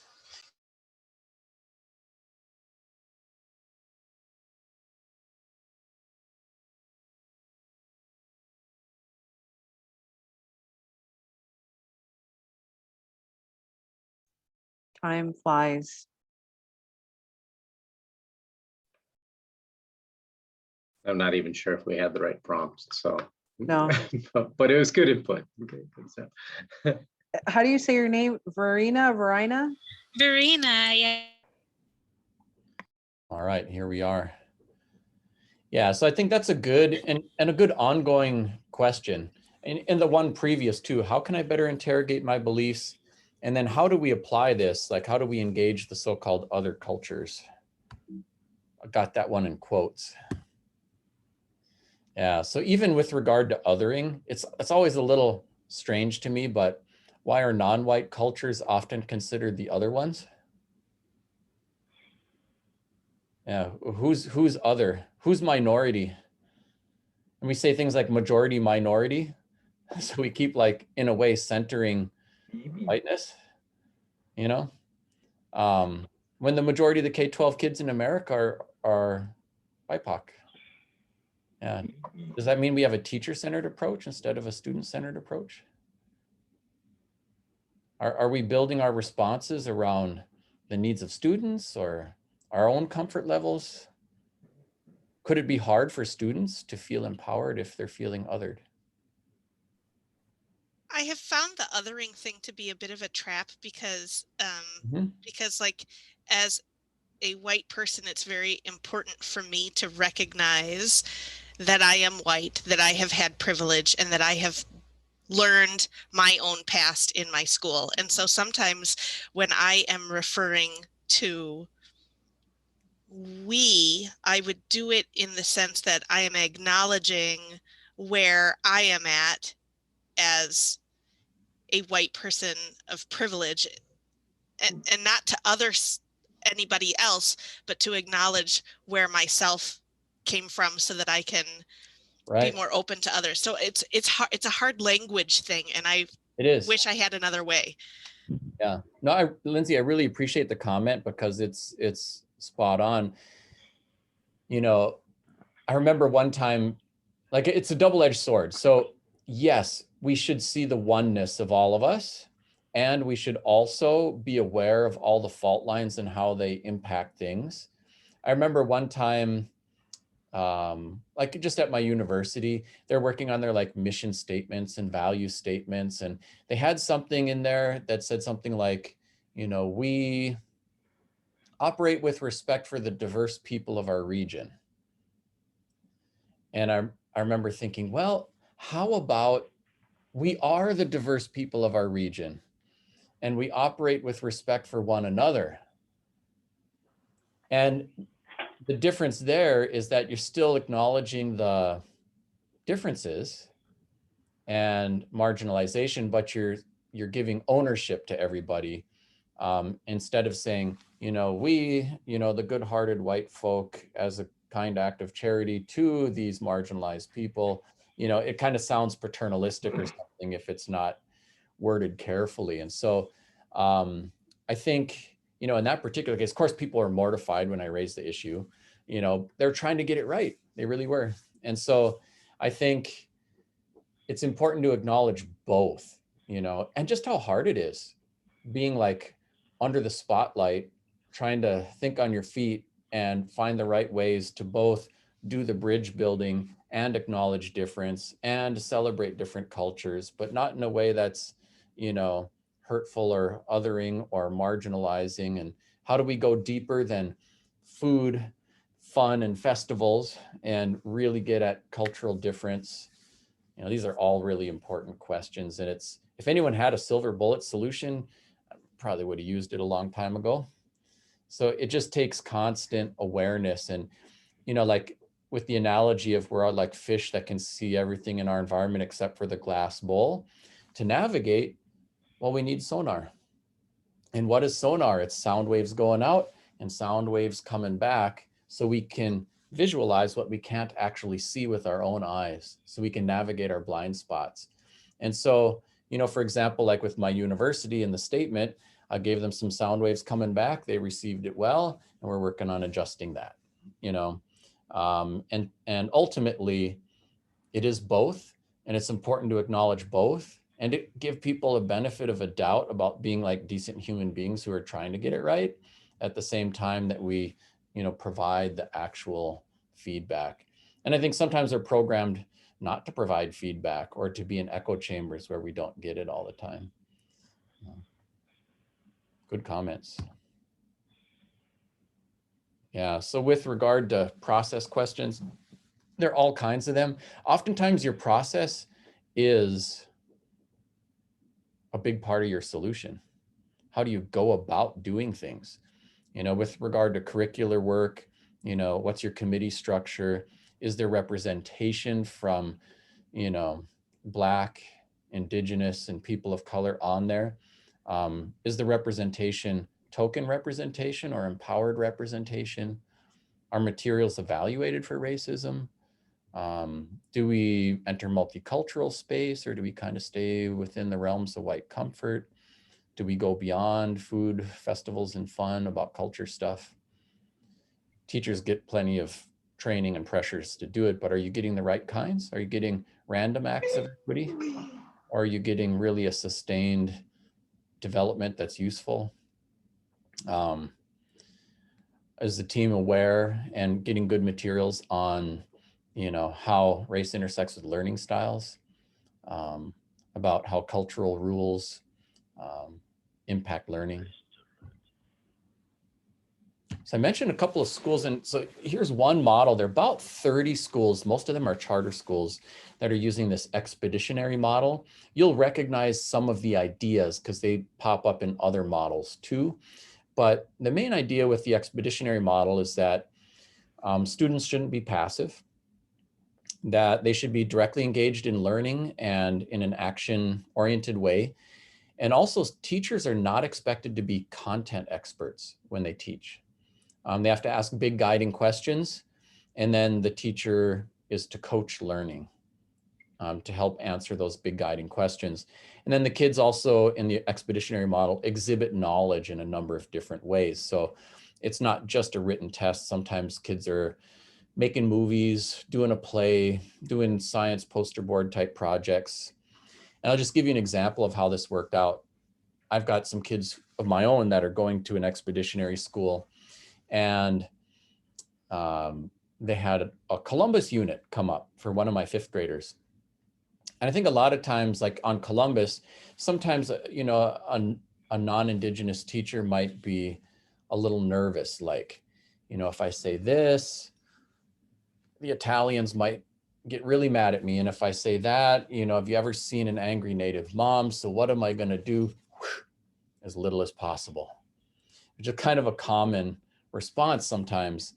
So I was really curious when my 5th grader came home and said, "Dad, we're doing Columbus." I said, "Oh, really? What are you doing?"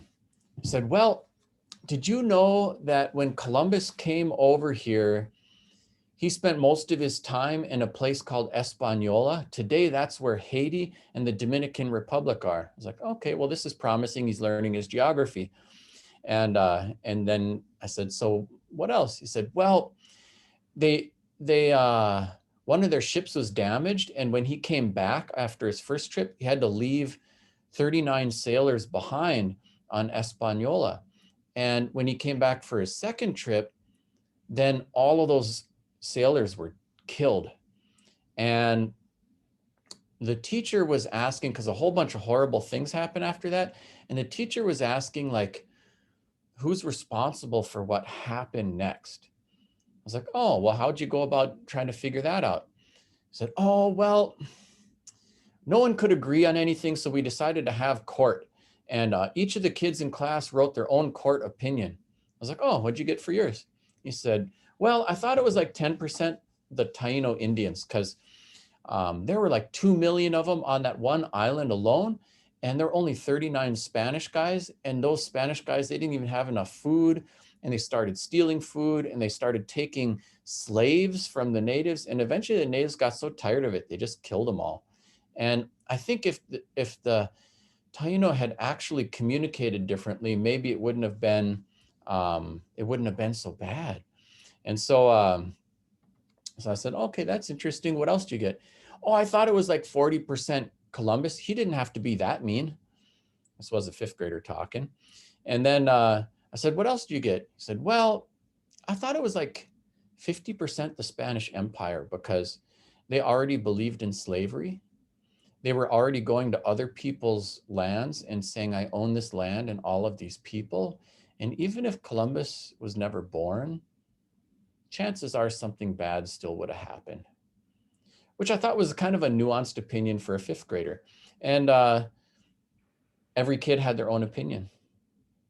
And they weren't graded on what percentages they put on something or, you know, their interpretation of the history.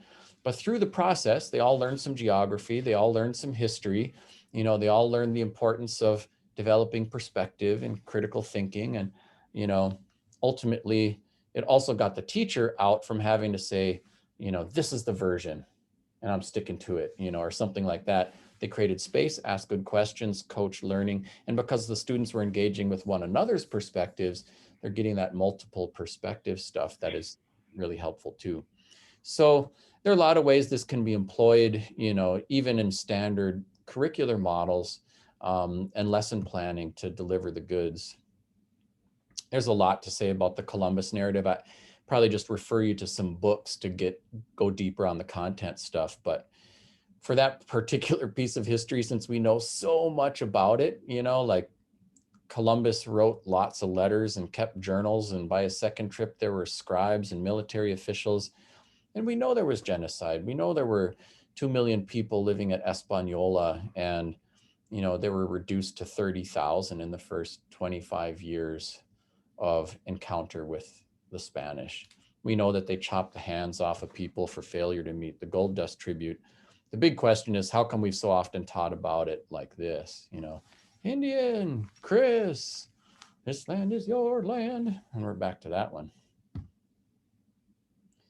So, question for you then, are there things we can use from this expeditionary model in our own space?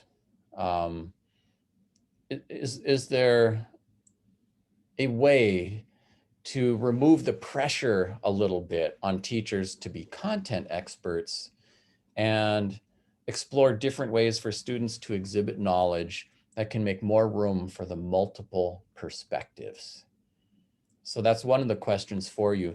I'm going to show you just a couple more ideas, and then I'll put you in the breakout rooms to discuss. Expeditionary model is one.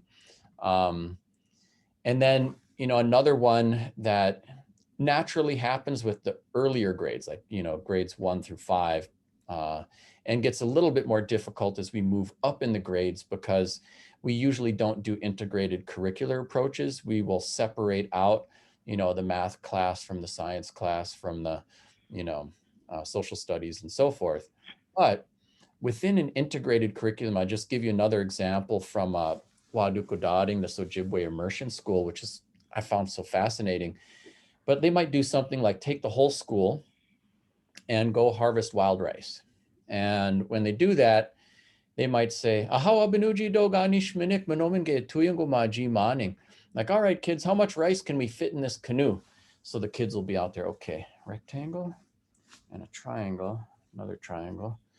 Okay, here's what I got on my calculation. Okay, fill that, you know, canoe full of water, pour it into these cylinders and double check your measurements. Let's see if we got it right.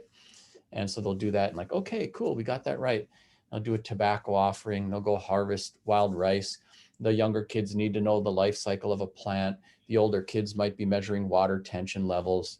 They'll harvest the rice and bring it back to the school where they'll parch it and jig it and winnow. And then they'll have a feast. All the kids bring some rice home. They'll bring the kids back to class and they'll do some extension activities like, you know, they'll say, okay, if this is a staple food, what's the caloric content for one serving? and what's its nutritional value. And then if it's a staple food, how much would one person likely eat in a year? So they're doing some calculations. And then on this particular reservation at Le Coudray, if you had 720 people in this village and 540 in this village, you know, and 861 in this village, collectively, how much rice would they harvest in a year? Now, some years your yield's going to be higher, some years your yield's going to be lower. So let's do some graphing exercises and figure out how much you'd need to harvest every year to maintain this population over time. So the kids are doing their calculations and they're like, wow, our ancestors did that. And the teacher's like, no, you just did that. So now all of a sudden, you can see how they're getting their math, their health unit, you know, they're doing their biology stuff, but they're also getting the sense of relatability and empowerment through that integrated curricular approach. So sometimes, you know, it can be a hook to get students engaged in content from a different perspective or in a way that provides engagement that might otherwise be more difficult to engineer. So considering what's happening at that particular school with their test scores and stuff like that, it's worth a look. Integrated curricular approach. So if you think about it, expeditionary model, integrated curricular approaches, how might we apply that, you know, and it doesn't necessarily require you to like restructure the entire school day or not to do that all the time, but how can we make math more relatable by engaging with culture? How can we make social studies, you know, more relatable by engaging with personal experience and narrative? How can we, you know, integrate, you know, or generate engagement in biology by showing its connections with, you know, our health practices and physical activity or whatever. So there are many different ways to look at that intersectionality to generate engagement as well. Yep, did that one. And so with the integrated curricular approach, it's the second one we'll have you take a look at. And then, let me just see here. I think I'll just mention briefly that there are a couple of other efforts that have been showing some remarkable results. So I'd mentioned before Portland Public Schools, which I've done some work with them. They have 58 different languages spoken in their school district, a big school district and all kinds of diversity. And with Lorenzo Poe, who did a lot of work, some of you may be familiar with the Courageous Conversations about Race, Protocol, and Platform. He used their stuff. And they just said, we're going to ask about every single thing we do. What does race have to do with this? Are there racial impacts and implications? And everyone was trained with, so they had shared language for talking about race and moving on it. And ultimately, the data bore out some remarkable achievements across all of that diversity and huge scale within that district on truancy rates, graduation rates, college matriculation rates, and so forth. So there too, you know, sustaining the direct engagement on race, not just having random acts of equity kind of thing. Other ones too, like the KIP program, which kind of started in Texas, but has been growing to other areas. They actually moved from like whatever it is, 174 to 200 contact days with students. They have a student resiliency-based program, and it's received some criticism. It's not universally loved, but their data sets, you know, for economically disadvantaged and BIPOC students are pretty impressive. So the KIP program is another one worth a look at. What I'll do now is just I'll bump you into the breakout rooms for a short prompt just to process this one a little bit in conversation with your colleagues here about what can we learn from integrated curricular process, the expeditionary model, and some of these other ones that are seeming to have some success, and how might that be applied in our workspace. So I'll open up the breakout rooms and give you a couple minutes to discuss that one.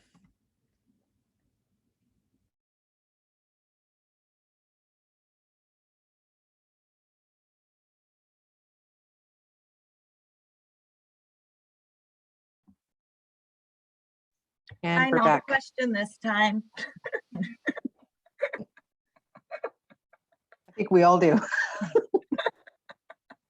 Yay for us. I had my listening ears on.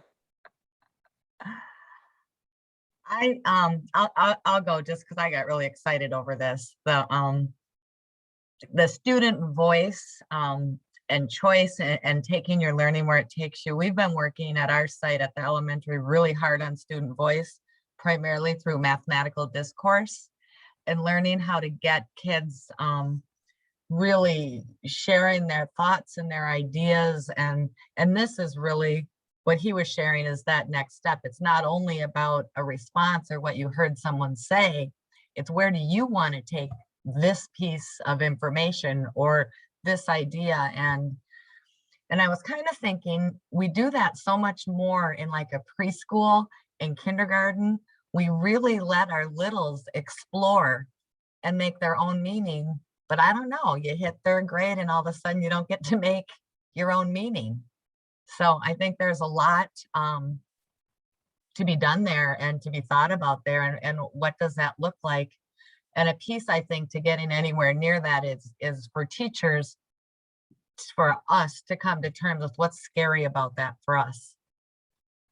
You know, it's not going to be on a piece of paper. It's not on the next page of the manual. So lots of thoughts, but that I got really excited as he was talking about all of this.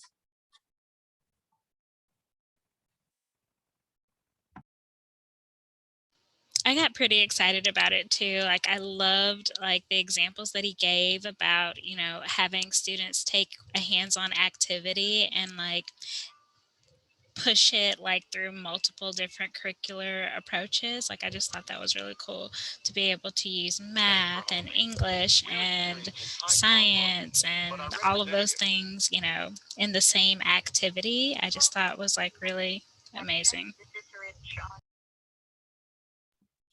And I'll just add along with the across curriculums, it was also across grades and ages. And I mean, it was just a complete community kind of thing. I thought it was pretty cool.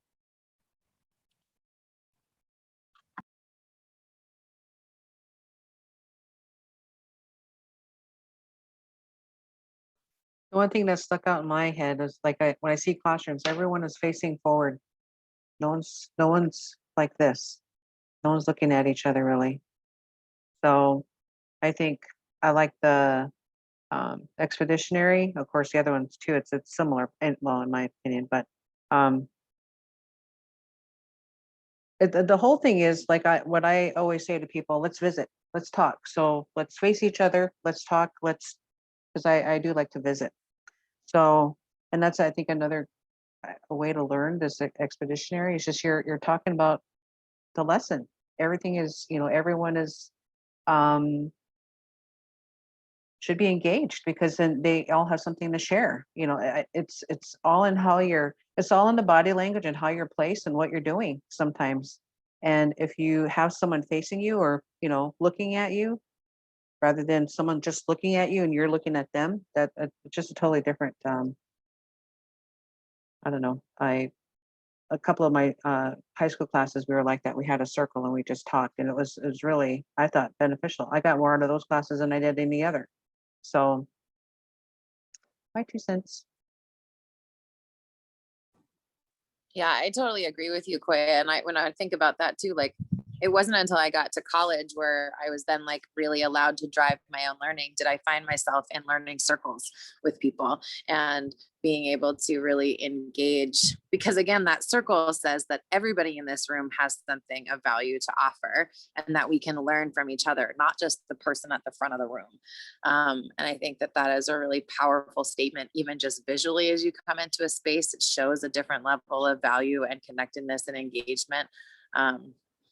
Than again, these very sort of stark, very traditional kind of rows and ways that really keep kids distant from each other, which then of course you then throw COVID into the mix. And then it's like we've had to even do that even more so to try to keep people separate, you know, safely separate from each other.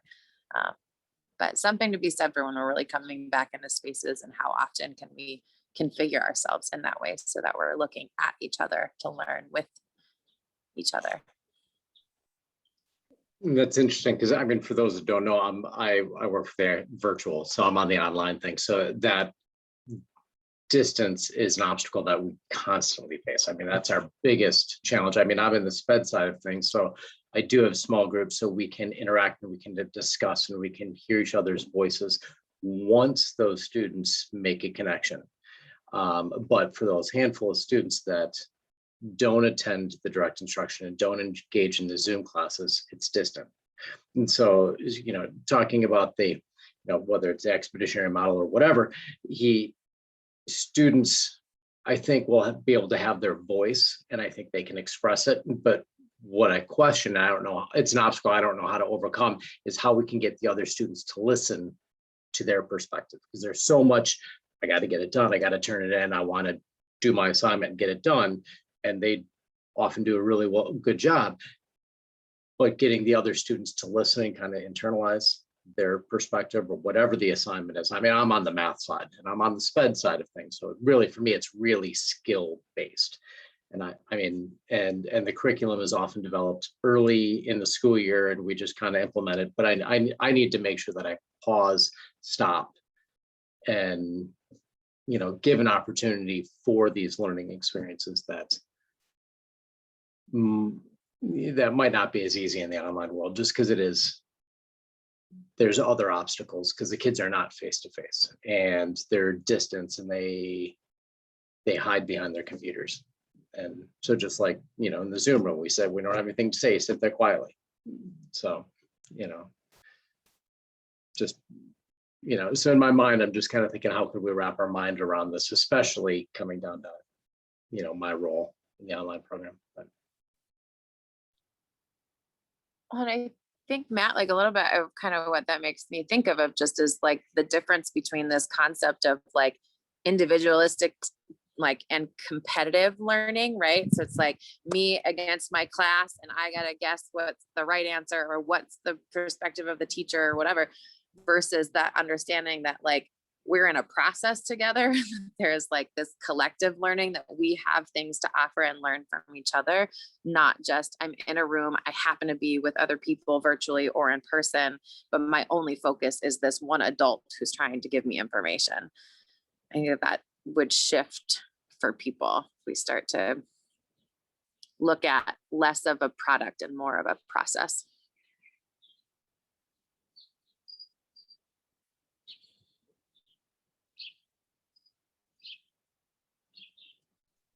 I gotta know what your shirt says, Miss Mary.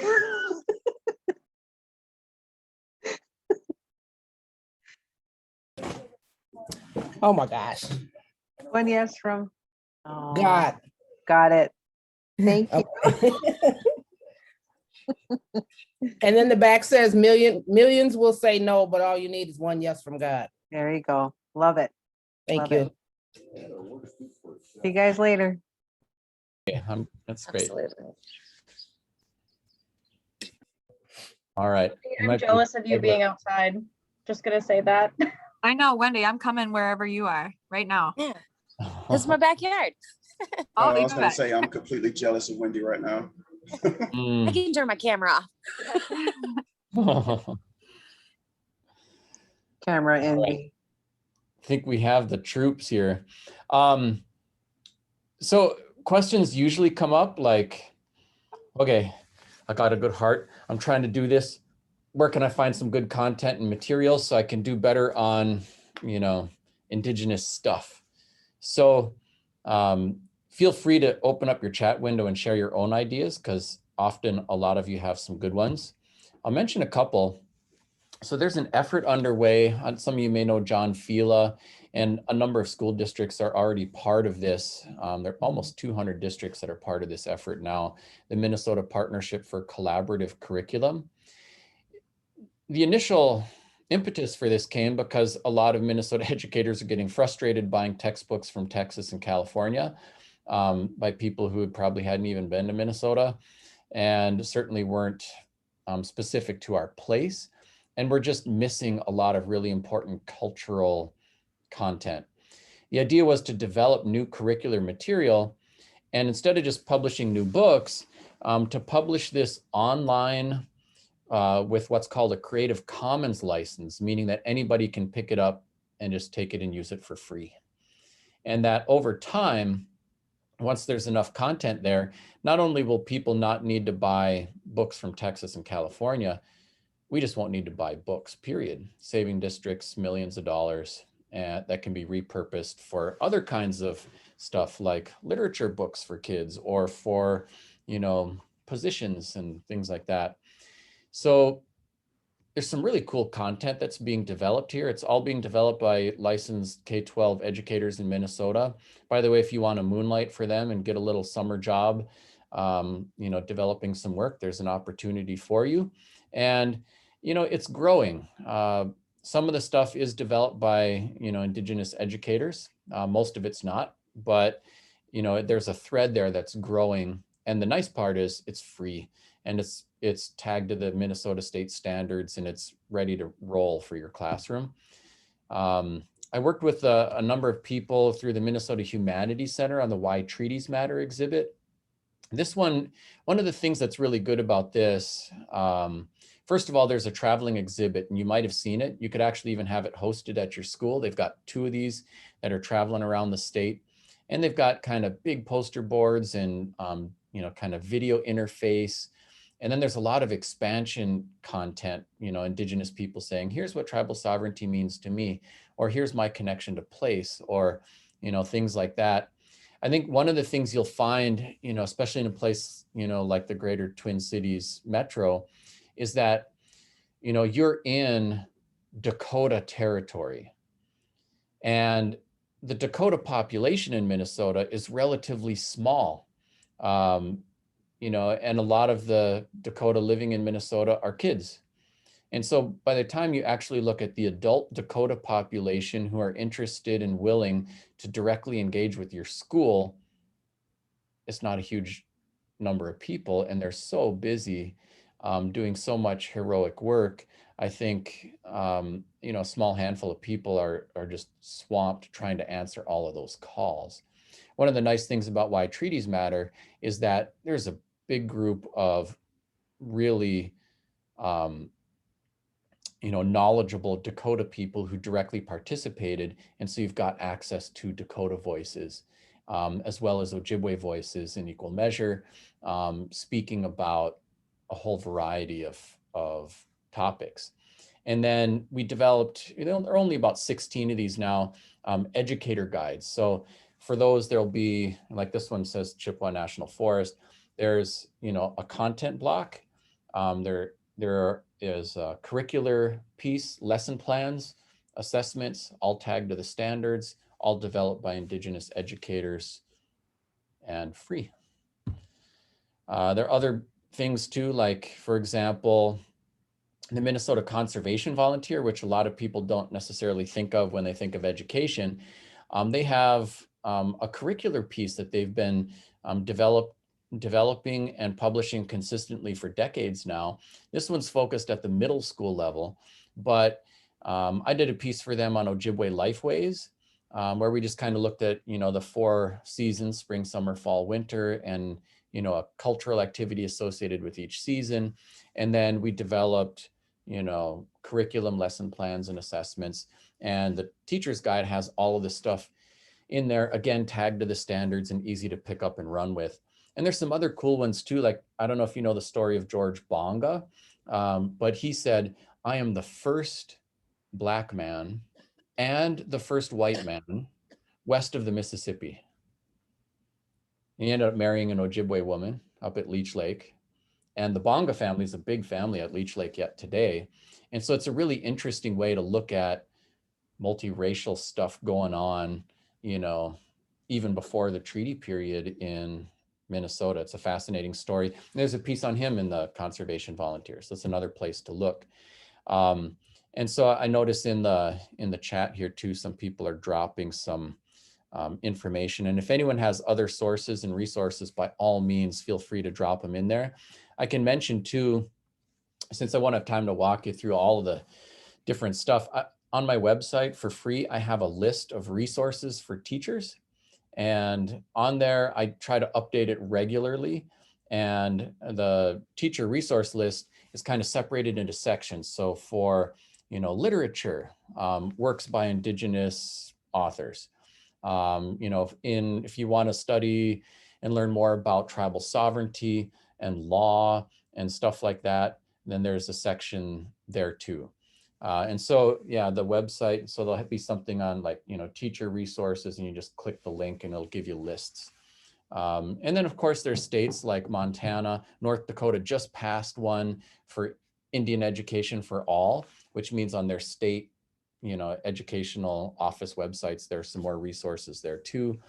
And then, I mentioned before, Alaska has culture and language, Indigenous culture and language standards that are separate from the main thread of standards, but also have resources attached to them. States like Wisconsin have Act 31, which requires all educators in the state of Wisconsin to have some sort of class or training on Indigenous peoples.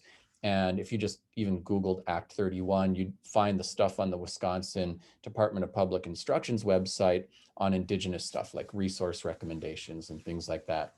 And then, the Indian Ed coordinator for the state of Wisconsin as well, David O'Connor's really great and has lots of stuff he can send you. So anyways, all that stuff's linked up on the website. You can go there and check it out. I wanted to do a couple things with you too. I wanted to shift gears just a little bit and spend a little bit of time on, developing some cultural awareness and competency stuff. And so here too, I'll be able to refer you to some resources, but there's a lot going on in the Indigenous cultural toolboxes. And I thought I'd take a couple of minutes to share some of that with you here. So, by the way, most of these kid pictures, these are all my kids.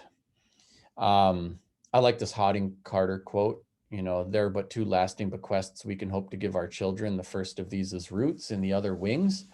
And I think a lot of times in education, we speak to the wings, come on, reach the finish line, spread your wings and fly. And we don't always think about roots or culture.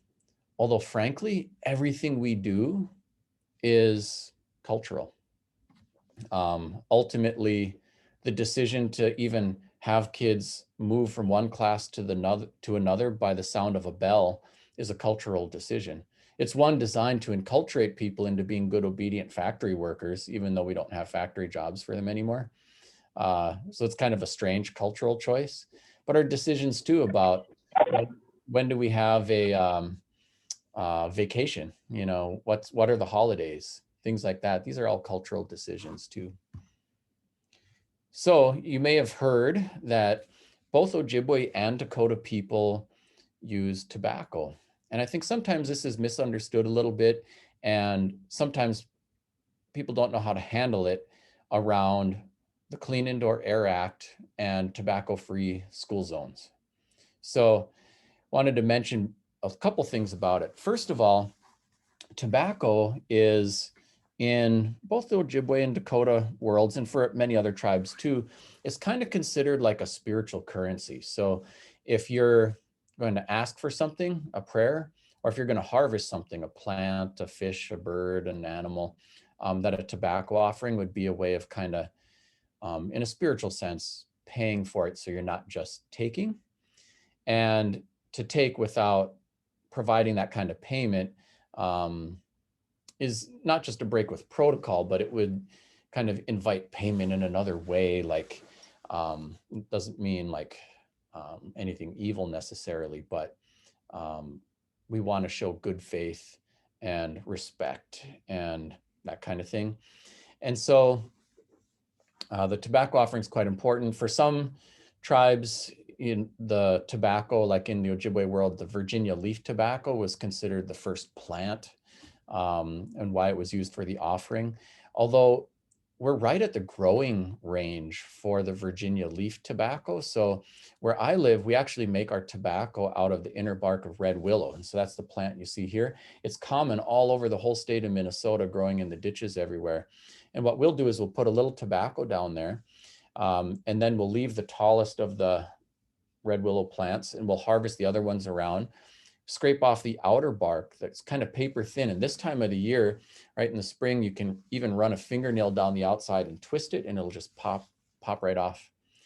And then after that, we'll whittle down the next layer of bark and dry it out, and we'll use that for tobacco. One of the cool things with that form of tobacco is that it doesn't actually have tobacco in it. It's actually just a willow plant.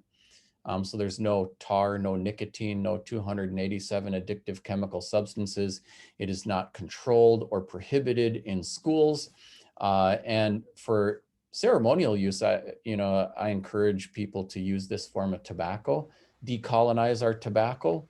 But it's also a way that you can honor this cultural protocol in a school setting without violating your tobacco-free school zone or your, things like that. So the Dakota people also harvested and used this form of tobacco.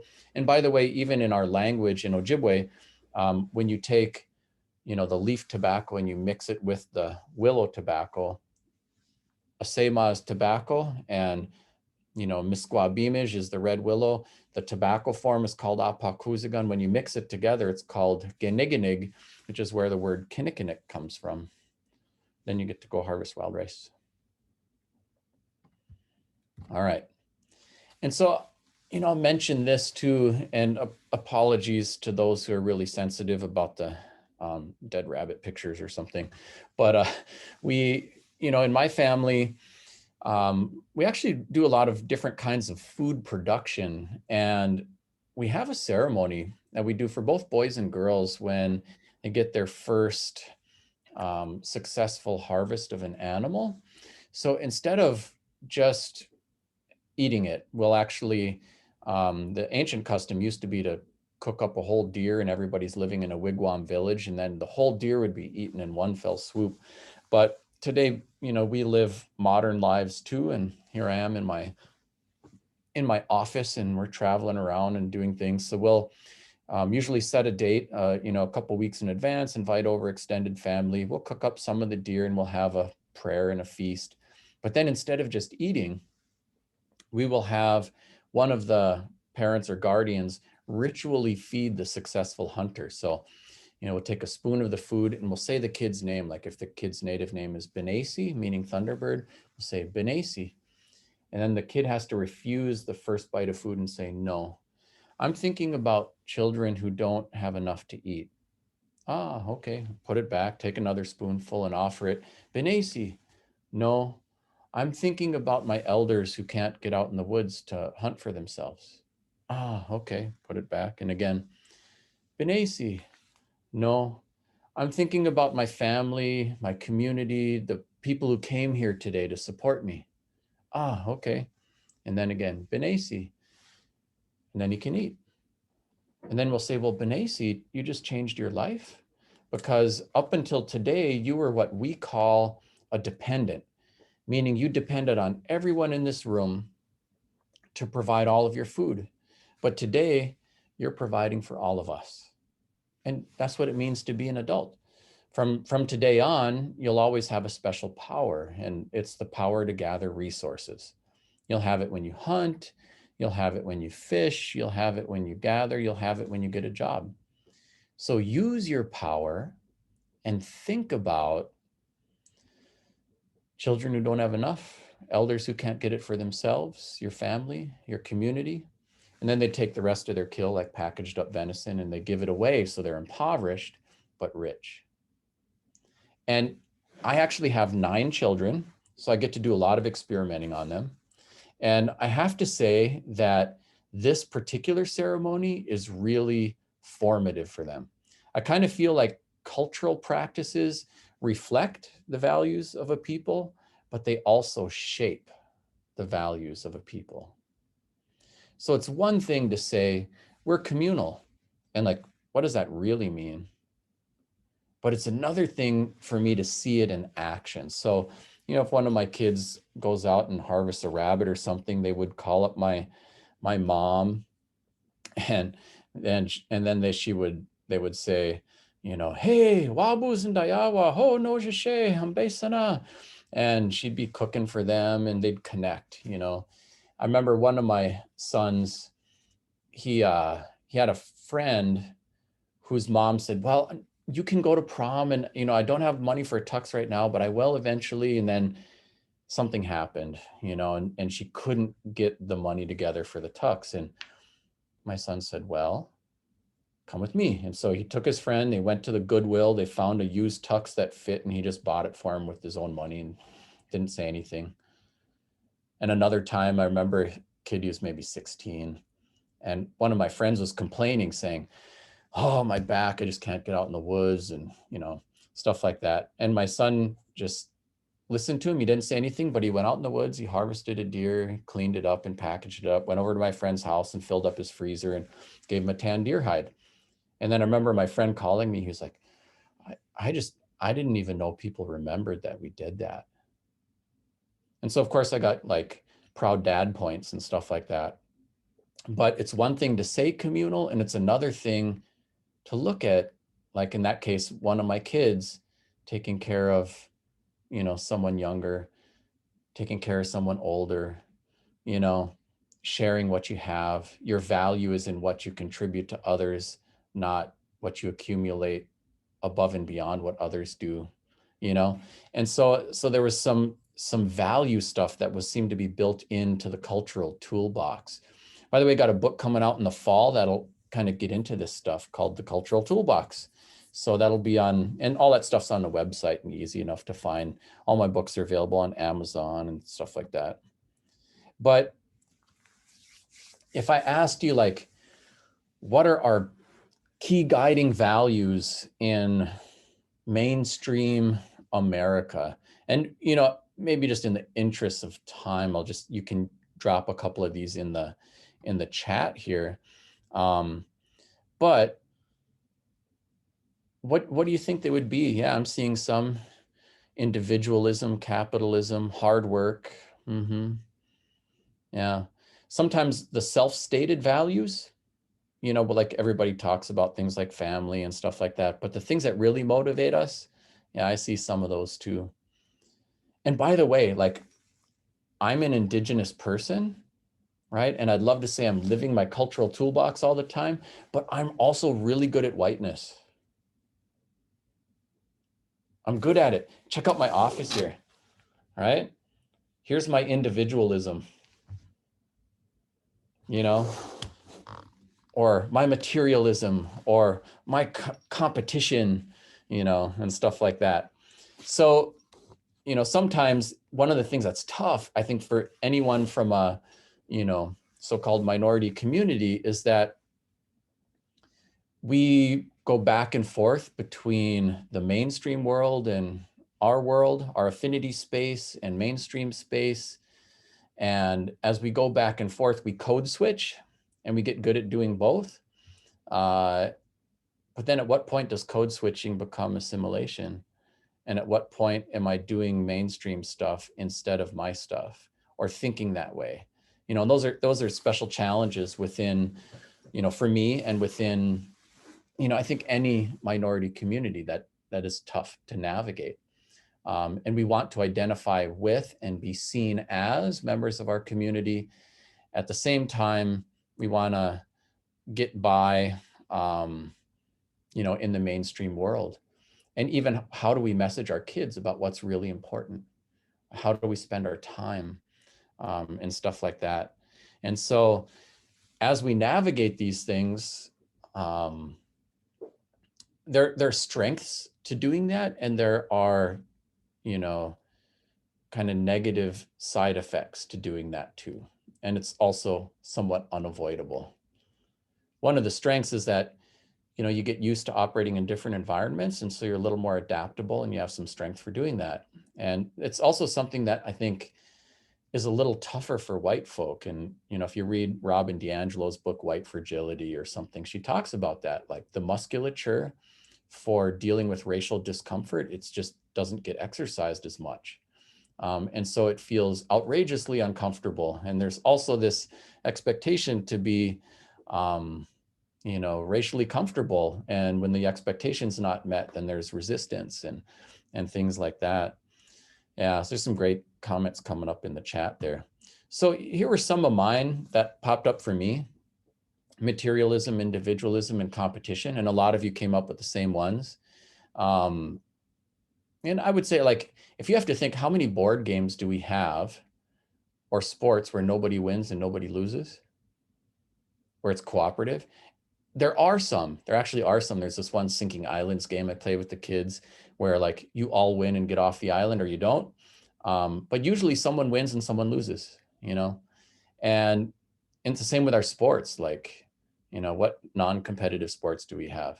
Yoga? They'll probably have yoga competition soon, like, it's crazy. And by the way, this doesn't mean better or worse. It's just different. And these things can serve really well, like entrepreneurial spirit, hard work, that stuff can serve really well. But sometimes it gets us disconnected from one another. And it means that we live in a country where some school districts get $4,000 per pupil and some get over $40,000 per pupil. And we expect the same results out of both. And we say it's the teacher's fault if they don't. And everybody sleeps okay at night, as long as their kids don't go to that loser school that doesn't get as much money. And we feel okay. Everyone sleeps well at night, but we feel okay about it. That we tag the funding for every kid's education to things like property taxes, which basically means richer kids are going to get a better education, a better funded education. And where would you rather work? The school district that pays $28,000 annual salary to a teacher, or the one that pays $87,000? And so all of that engineered inequity drives the outcome inequities that we then blame on the poverty of the families, or, the teachers, or whatever.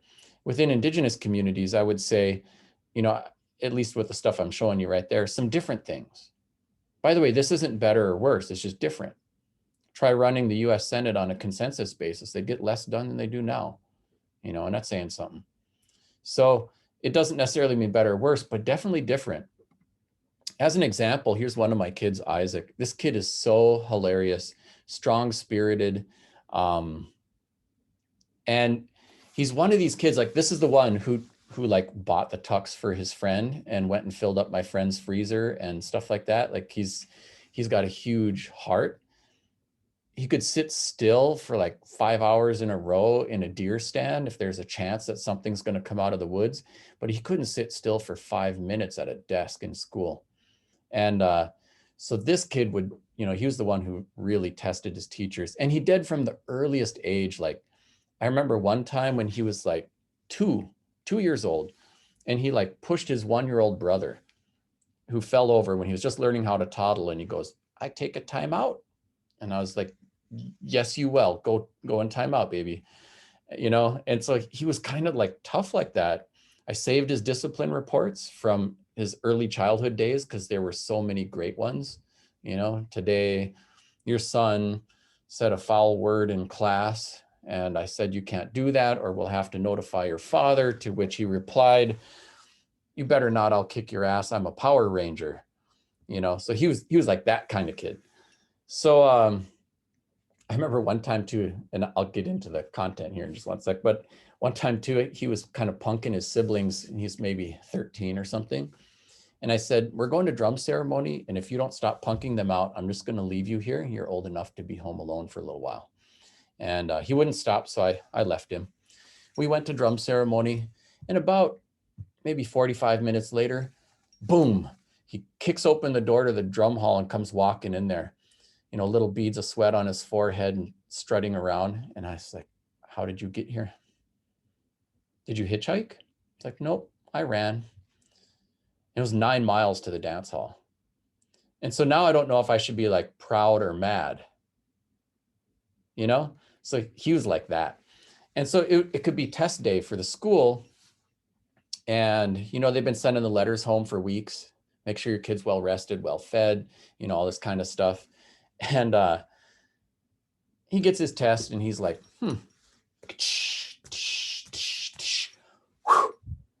"Finished. I'm finished. Are you finished?" And And the teacher's like, let's go, office time, here we go. Let's go see the principal, you know, and well, next thing you know, we're getting the call for the IEP meeting. And so at the IEP meeting, there's a familiar toolbox that you will see. So, you know, first of all, you have a strong-spirited son and we love him dearly. We want to catch him being good. So we got like the gold sticker charts, and every time he does something good, he gets a gold sticker. When he gets enough, you know, he can get something out of the treat box. Here's a permission slip. Can we give your kid gum? You want to send him to the gym a little more often to blow off some steam. He can sit on a ball. It doesn't have to be a chair. We can give him a fidget toy like a squeegee ball.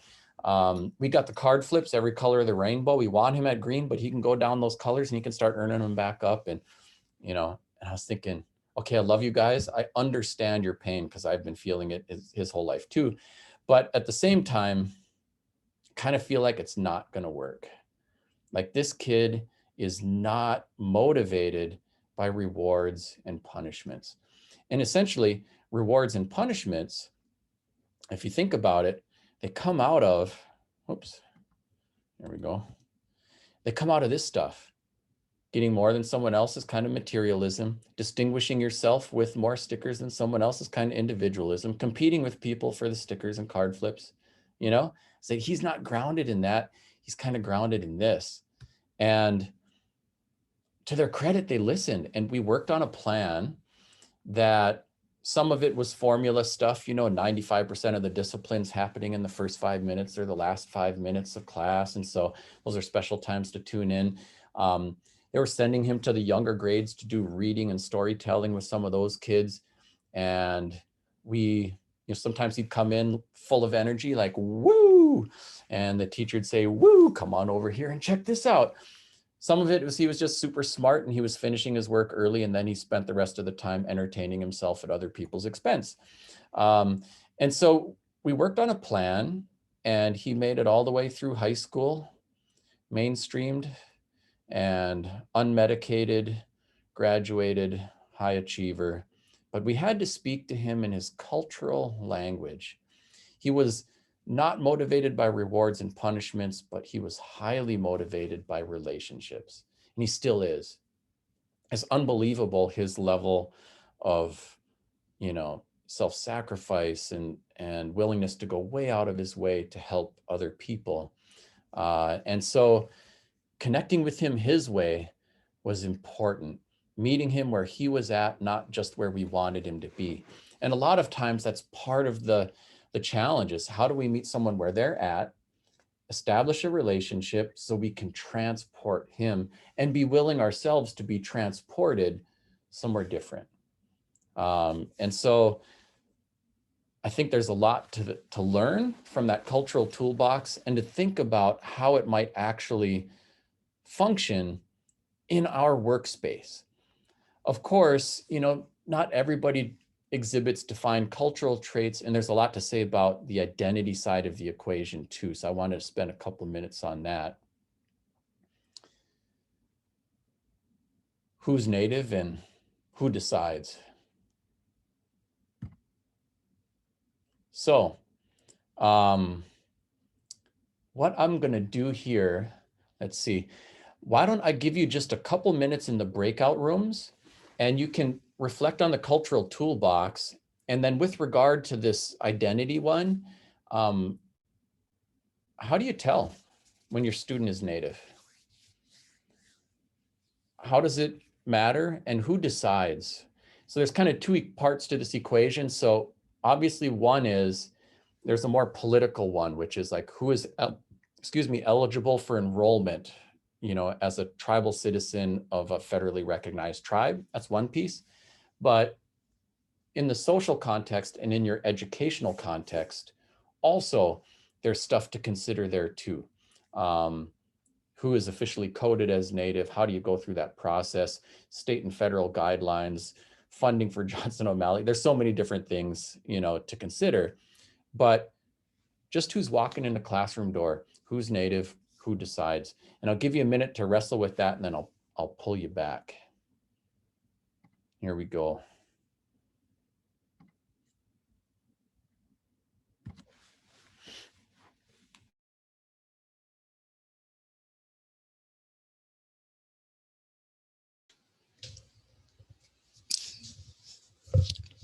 welcome back.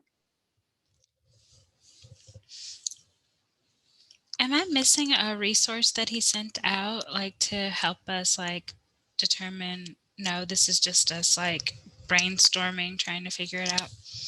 Well, I think as like virtual teachers, it's especially hard to like to determine like who's native and who's, not. Um, I think that that's a difficult thing. So I don't know. I'm curious. Like, I live in Louisiana. We have a lot of like native mixes here. My husband is like Choctaw and Black and French. So I'm just curious, like how, like if anyone else has any like direct experience with like indigenous cultures. Well, where I come from, it's mostly the name, the last name, like my name is Night Pipe. I'm Lakota. I'm from South Dakota. You can mainly tell by that. Other is, I don't know, some familial type things, just, oh, you're, well, and then a lot of the names that are from back home are French in origin, so they're not like mine. They're like, say, Roubidou or Bordeaux, or, there's other things to look at. It's not all a visual thing.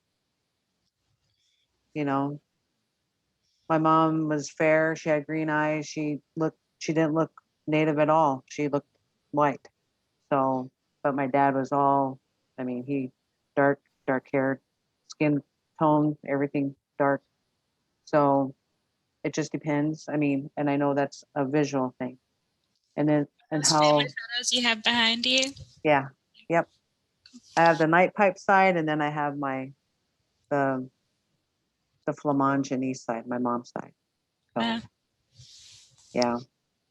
So it's, for me, it's a visual. I kind of, people watch too. And it's, like I said, it's mannerisms. I look at that too. And I'll just, sometimes, back home, you say, oh, you can spot an Indian anywhere, and kind of you can, just by watching, listening and looking. But that's me, and it's not that I can say that, I just have done it. And then I could just always ask, what tribe are you from? I can ask that too. But yeah, just that's what I would do or could do and have done. So and you just some of the kids that are in the school, it's like you can see a little bit of things, but then too, they're urban and not always identifying with their tribe. Whereas I'm from my tribe and I came to an urban setting, so I can see different things that way. But some of them are just, they're born in the city, they were, and then two, the city has several small reservations, but I was practically born on a res, raised, and then left. And then, so there's my 2 cents. Yeah, I'm in the virtual world too. So I often don't even see my students. So I don't have any visual reference whatsoever. But every family that I work with, I call and I try to have a really good conversation with them before. And I would say, there's ethnic questionnaires on the application, stuff like that. I might see that, or I might be able to see, geographically where they're from. But like you said, only 50% are on the res, but most of the time the family will volunteer something. I would say almost every time it just comes in a conversation and a discussion, and what's working at school, what's not working, and I might not see it from the student, but the family will often volunteer that information. So, but often I don't know. There's many times that I don't know, and until I've been working with the family for 6 months, and they're like, well, they'll tell me this little tidbit of their history, like, oh, okay. And I can start connecting dots, but sometimes it takes me 6 months to connect all those dots or some of those dots. But you know, the next time we have a breakout room, though, I'm not going to be here because I actually do have to go to an IEP meeting in about 10 minutes. So 15 minutes. So I'm going to be logging off here in about 15 minutes. But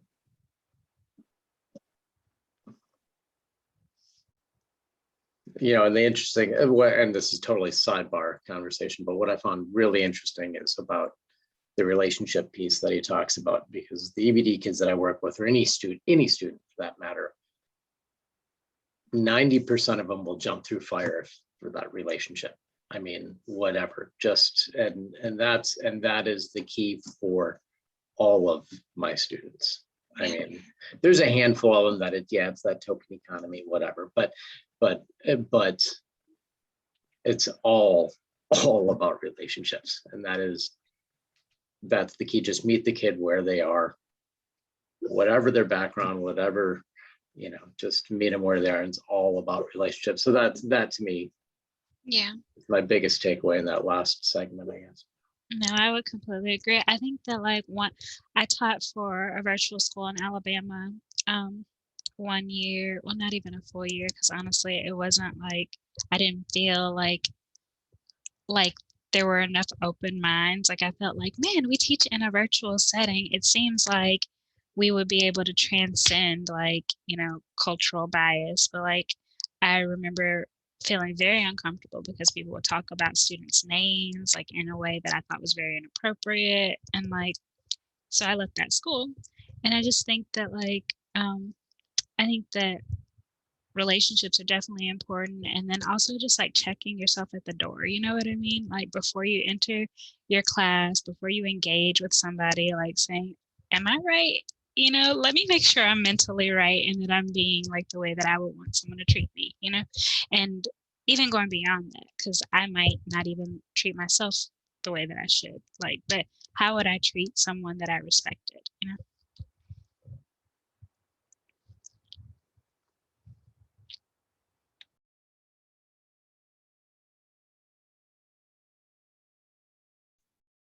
I like that, Verena. Love it.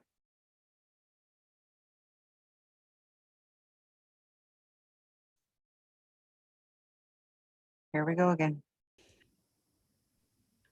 Oosh. It's easier to read the room when we're all in the same room.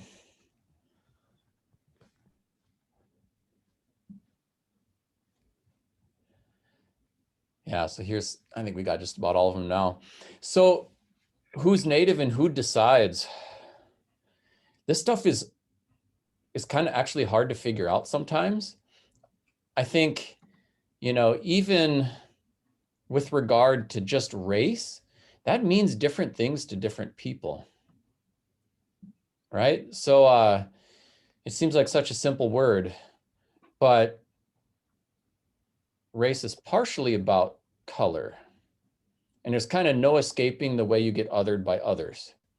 So you could take, for example, a Black Dominican who speaks Spanish, a Black Haitian who speaks French Creole, and an African American who speaks English.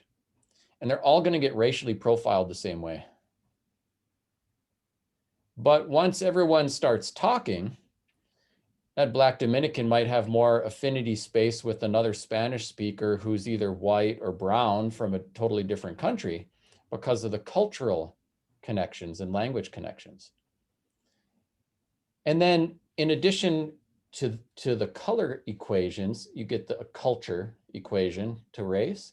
And then there's also consciousness, which is how we see ourselves. And sometimes all of those things are not what you would expect. These are just some of the markers of identity that, come to my mind, but there are many others too.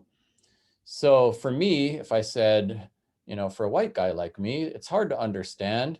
People be like, wait, what? Even though I'm just as white as I am native, right? The native community is one of the most interracial communities we have. And so this is something that is shifting and changing. Our connection to place, it's one of the defining features of being Indigenous, but about half of the enrolled tribal citizens live off reservation.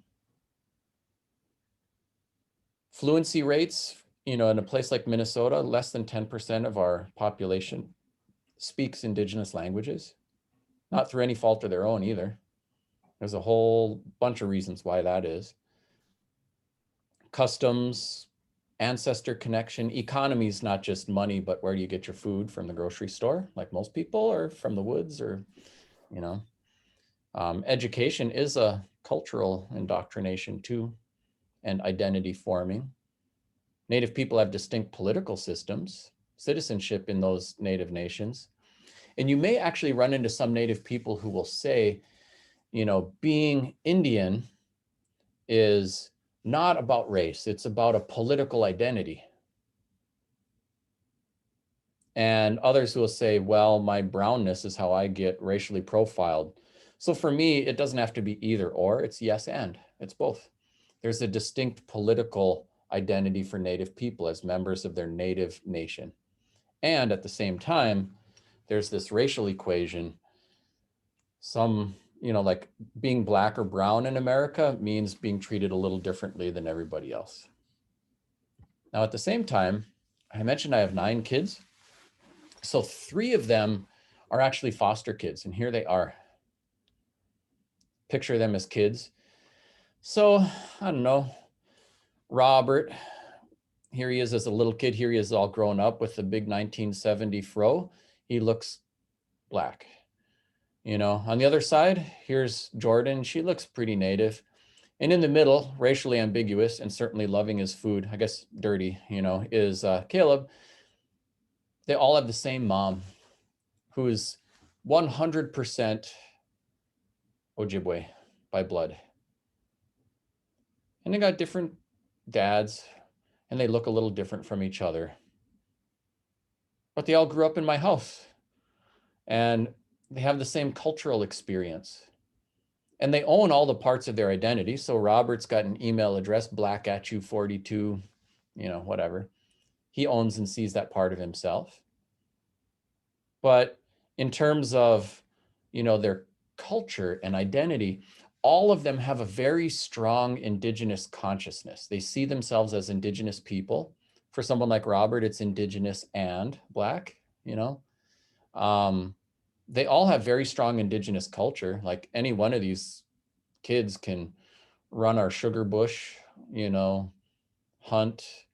In fact, Robert, he lives kind of pretty much right next door to us, and he's a great hunter, and I'm setting him up to kind of chief our sugar bush operation and stuff like that. But because of the color palette, they'll be seen and treated a little bit differently from one another. So coming in the door to your classroom, you may have students who have a very strong Indigenous consciousness, but they might look white, or they might look Black, or they might look racially ambiguous, or they might look brown, and you never know what you're going to get. And we shouldn't assume who someone is just by how they look. And so as you navigate that, just be aware, we only get to see the tip of the iceberg with anybody. And so creating space where they can, have access to and be affirmed in their own positive identity development, and at the same time, get to learn about everyone else without getting put on the spot, in a way that stretches them beyond reasonable comfort. I mean, there should be some discomforts, as part of the learning process, but there's a little bit on identity. So, all right, with the time left, I got a few things that I could, and I won't be able to do all of them with you. So why don't I do this first? I'm going to open this up just to field a few questions. And then I've got a couple more content blocks, and we'll do what we can with the time we have left. I can focus some of those on unpacking, some of the drivers for the gap, and some of the things we can do to address that. I can also do more on just some of the culture, history competency pieces, if you want me to work a little bit on that. And I can do some more on kind of cognitive development for how we think and talk about race, and specifically the Indigenous experience within that. So happy to go in any number of directions, but let me field a few questions first. So I've got the chat open. Feel free to drop in any questions you have, and you can kind of guide me forward where you want to go with our remaining time.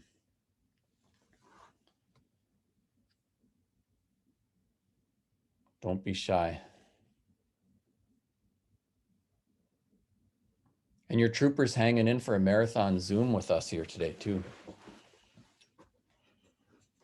I'm usually on my feet when I'm teaching, so it's been an adjustment since COVID hit.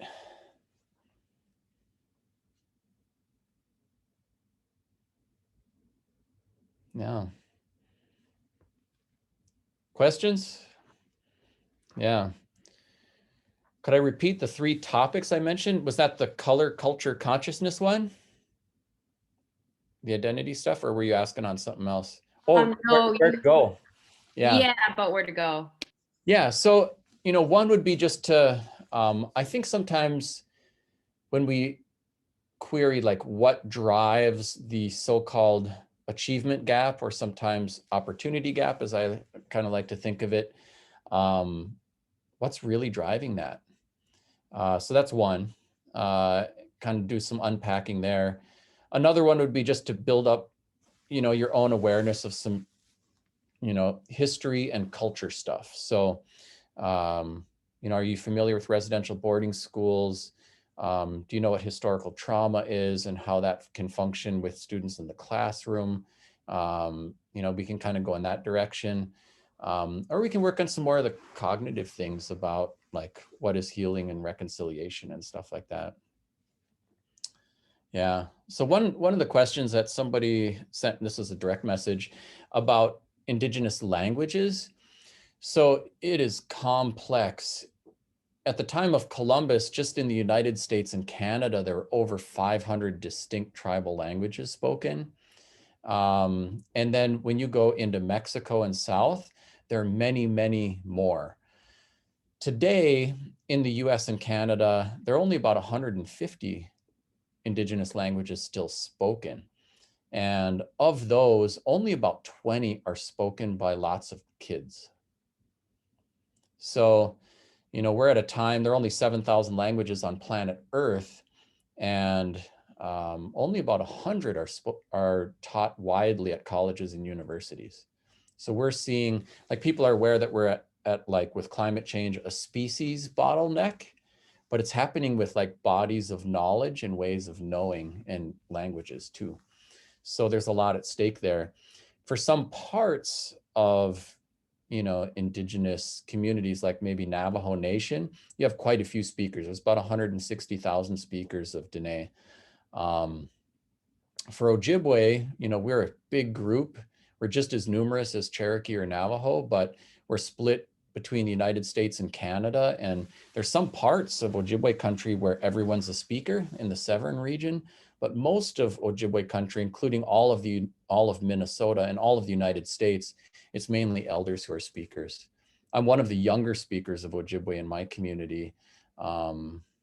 Yeah, so there's a lot going on in Indigenous language revitalization right now. Yeah. So residential boarding schools. Yes, I'm happy to do more on residential boarding schools. There's, it's really important information. So here, let me do this.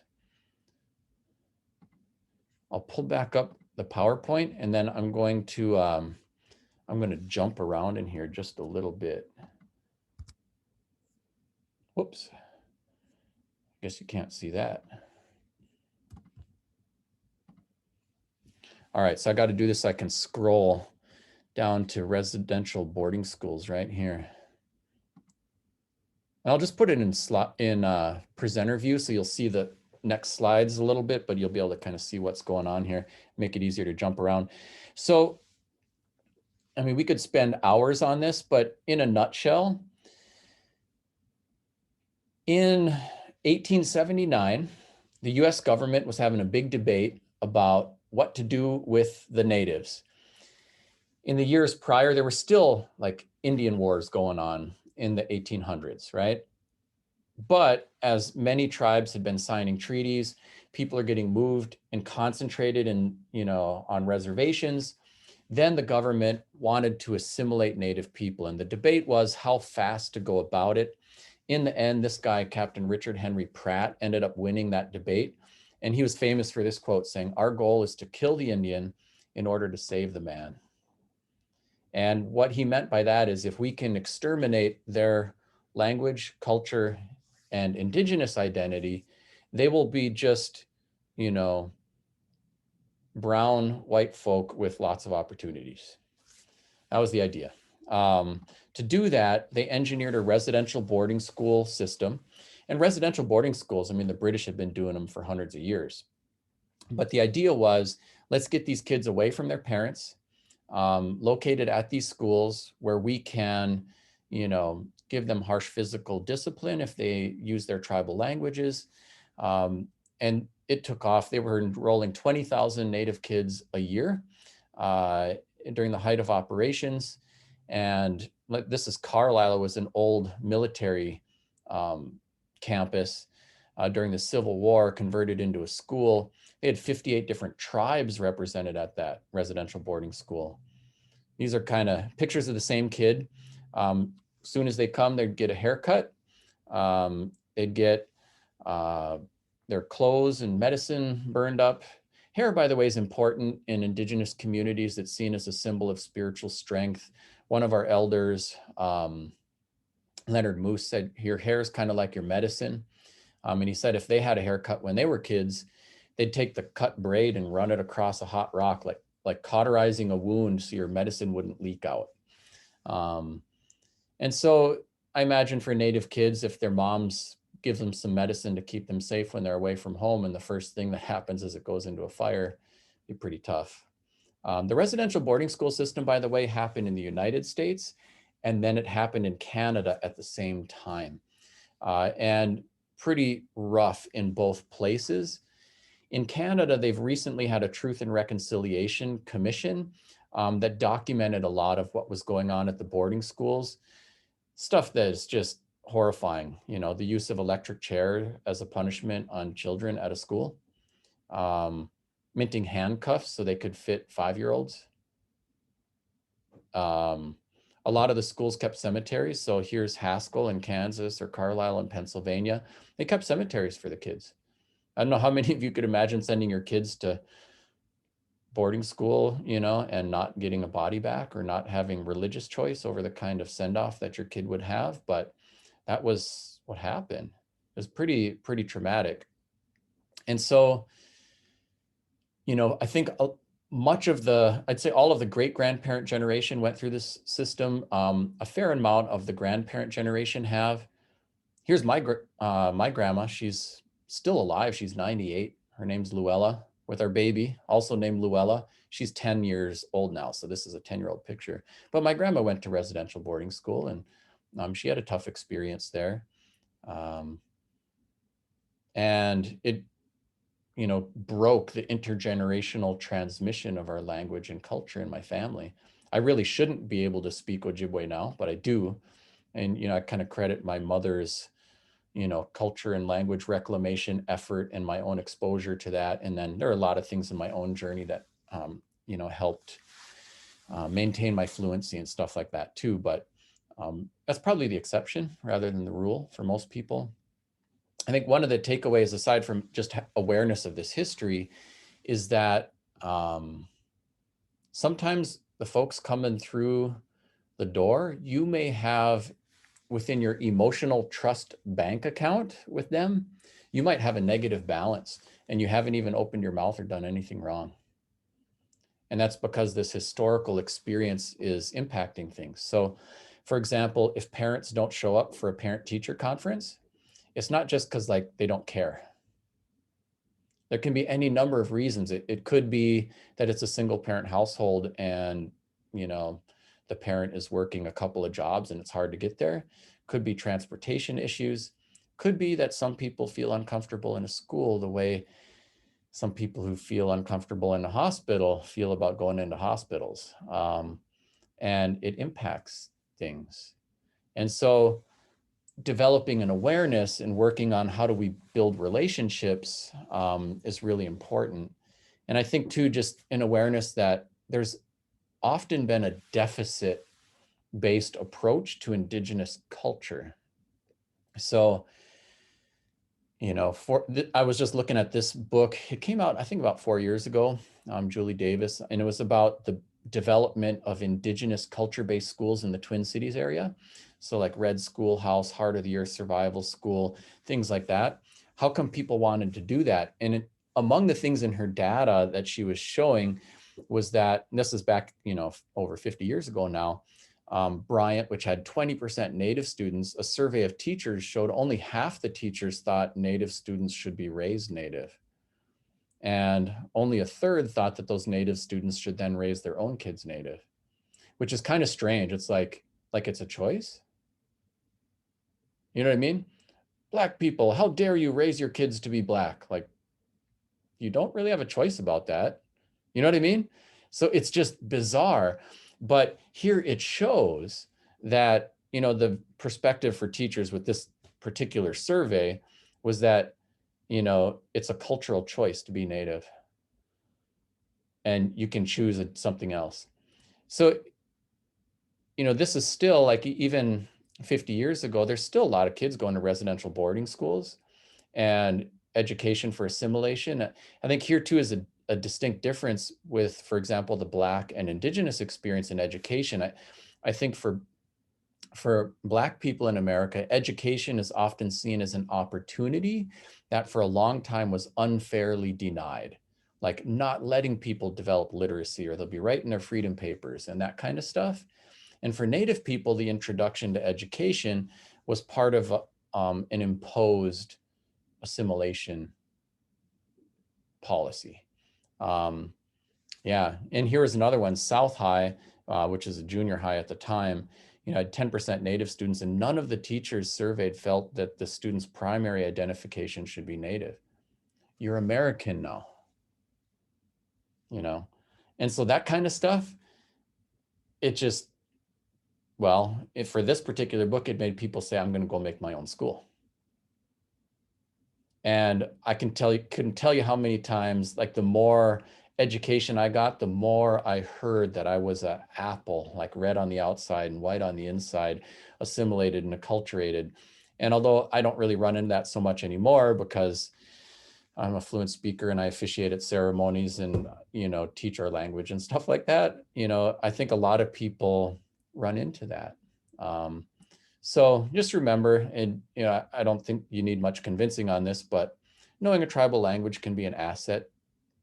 Being good at Native stuff, hunting, fishing, harvesting, beading, whatever it happens to be, well, that can mean good student too.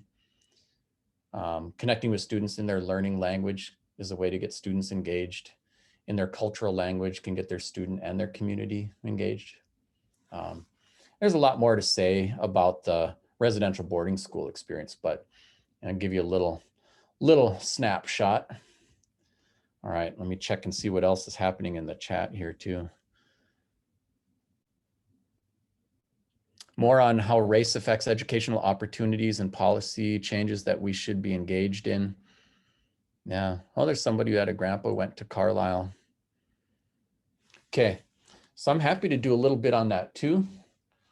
Give you a couple minutes. Yeah, so I guess I'm not going to throw a lot of data at you. And by the way, I will share my PowerPoint, so you got that. But flat lines are bad. They're bad in education, and they're bad in medicine, because it means in education, if this line's not going up, it means 100 years from now, if we keep doing what we're doing, we're having the same conversation. This is just test score data for Native learners in reading. The math data is also pretty flat lines. You know, you can look at graduation rates, and we're seeing some improvement here, although the Native stuff actually is the lowest of all the groups and the flattest of all the lines. So that's kind of interesting too. By the way, you have to disaggregate this. There's so much to unpack here. The Asian stuff, you have to disaggregate that because the Hmong data is probably a little closer to the native data than a second generation Korean and stuff like that. So there's a lot more you have to unpack there. But I think, you know, I don't know if you've ever had a chance to look at Ruby Payne. Her work sold, you know, over 1 million copies and is, you know, I think maybe falling a little bit more out of favor of late. But the main theory is that, hey, it's not about race, it's about class. And a lot of, you know, people of color are disproportionately poor. So if you can just address class and get kids out of poverty, then you'll fix everything. And I think, to me, it's not either or, it's yes and. And it's dangerous to say it's just one thing. And that's one of the weaknesses for this particular work. Also, at one point, I taught for the Princeton Review, and we would promise people that they would get a 100-point bump in their SAT scores or your money back. And we never gave anybody money back. And that's because this test can be gamed. And if you can take the class, you can purchase a better result. It's really that simple. So if you look at, and this is the kind of data that Ruby Payne would share, is like, look, poor kids, they're not doing as well as lower middle class, who aren't doing as well as the upper middle class, aren't doing as well as rich kids. Look at the SAT scores, right? And then I think the problem is it can invite us to blame the victim for their own circumstances and even abdicate responsibility. We cheerlead when something goes right at the school, look at our great team, and we say it's not our fault when something goes wrong. So here's another way to look at SAT scores. If you disaggregate by economics and by race, check it out. And granted, the native data isn't even on this set. It always drives me crazy that we're excluded from some of the data sets, you know, but to make a point, you do see the latter, there is an economic impact across each group. But even the wealthiest Black kids were underperforming the poorest white kids in the same test. Which says that it's not just economics that are driving this, it's also race. Also consider that, like, of all the different measures we use to evaluate gaps, like truancy rates, test scores, you know, graduation rates, all these kind of things, even though we don't even start some of the testing till 3rd grade, those gaps are the smallest when we're in the youngest grades, and they get wider every year, not because the kids get more impoverished every year. Right? It's not more poverty that finally takes them out, but, you know, more time in the system. Granted, the older you get, the more time there is for something to trip you up, you know, but we need to look at what's going on in our house too. Here's another set of test scores that are kind of interesting. So using the data we all love to hate, which is test scores, they coded all of the teachers, and this was done across several schools in Texas. And if teachers had students who outperformed their particular district's average in test scores, they coded that teacher as high-performing teacher. And if a teacher's students underperformed, then they said underperforming teacher. So they gave these labels, judgment labels, to the teachers. Then the experiment started. They also coded the students, outperforming or underperforming.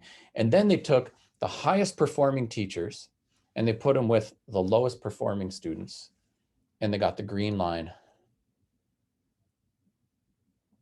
And they put the lowest performing teachers with the highest performing students, and they got the blue line. All of which said, in an actual apples to apples comparison, what we do makes a difference in the classroom. Other analogies are kind of common sense, like 5-year-olds are learning their first letters, 1st graders are learning sight words, sometimes 2nd graders are even reading Harry Potter books. The literacy explosion is fast. If you get a kid to literacy, they'll always be literate.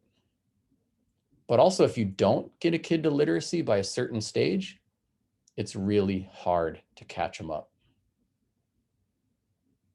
So it makes a difference having high-performing teachers. It's both empowering and also a little bit sobering to think what happens in our classroom can really have a huge impact, because this is a big longitudinal study.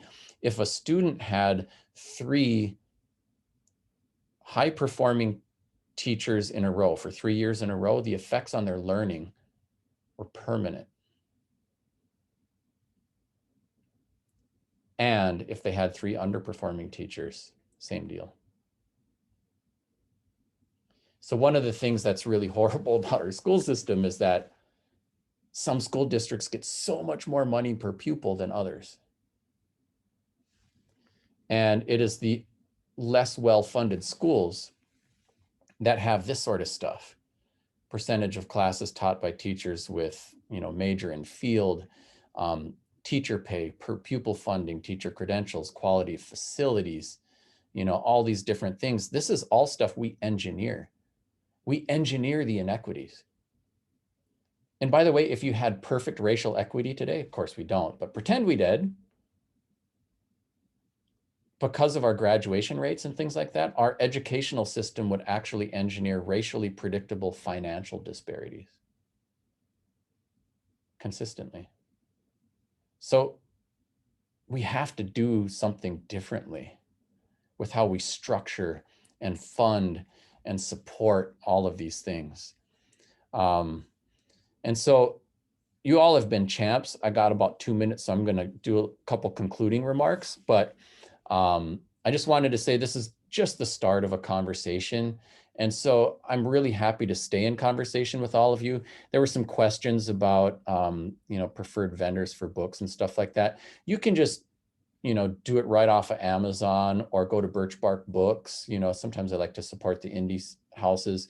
If you ever want anything from me directly, like signed copies, just let me know. But everything's pretty easy to get. I've been so inspired by some of the things I've seen, like in Hawaii, they declared the whole state one school district, which addressed the per pupil funding disparities. They still can do local bonding bills and you still get some financial inequity there. They find ways, but it's pretty remarkable. They went in Hawaii, by the way, the Hawaiian language was illegal for use in public schools 30 years ago. Today, it's one of the official languages for the whole state of Hawaii. They went from only 1,000 speakers left on planet Earth to 24,000 speakers.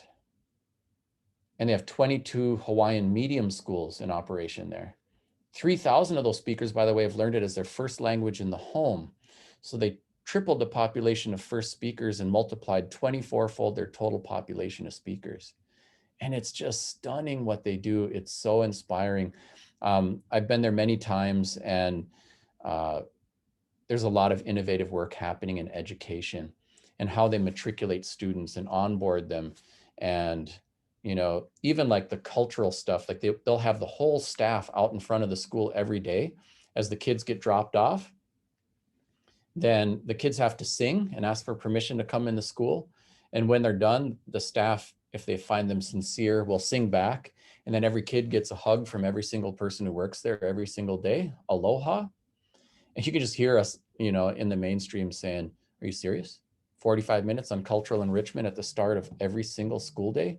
The kids are awake in the morning. Make them do math until you realize they don't have a statistically significant truancy problem in those schools. That's something. So you don't have to teach it twice as much or twice as fast, twice as often, or, whatever. So there are a lot of different ways to go about getting things done, and it's good to explore the ways. I think my mom has had a lot of questions, she passed away about a year ago now. And she used to get these questions because my youngest brother is a medical doctor. My sister is a judge now. My other brother and I both have PhDs. Everyone's doing okay. And we come from straight out of Bina, we're like, it's as resi as a res can be. But they'd ask her, like, how did you do that? And she'll say, I have no idea.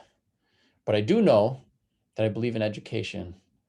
And when I say that, I don't just mean education from books. I made sure my kids knew how to snare rabbits and they got their first kill feasts. And it made all the difference in the world because nothing can stop an Indian who knows who he or she is. And this should be the gift that we try to give all of our kids of every group, is a chance to know who they are, as well as learn about the rest of the world. And when we do that, they don't have to feel victimized or defined by, some ugly chapter in history as a survivor of that. But we can all be decolonized and unconquered. That's how our kids should be. That's who they are. And who's there to do the work? I like the Margaret Mead quote, never doubt that a small group of thoughtful, committed citizens can change the world. Indeed, it's the only thing that ever has. And who would those citizens be? And I'm looking at them. Thanks so much for leaning in today and being part of this conversation, for all your heroic work with our kids. I really look forward to staying in touch with you all, and enjoy the rest of your school year, Zoom life or not. There's a bright future ahead, and thank you for all you do. Miigwech. Thank you so Thank much. you, Anton, very much. I just want to say there was a survey put in. If you could please fill that out, preferably doing it now, so all this stuff is kind of still in your headspace. But thank you again all for coming. I hope you enjoyed. Thank you. Thank you. Thank Anton, can you everybody. put your Thank contact you. info back up, please? You bet. Jamie, you want to hang out a bit? Yeah, we'll just hang out. Okay.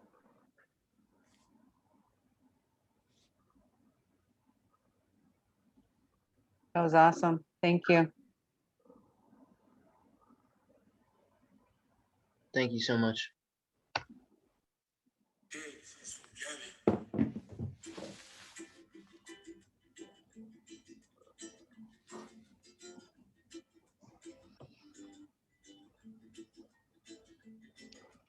Koya, I don't know if you want to stop recording now or. Yeah, I was just looking at some of the comments. Sure, I can do that.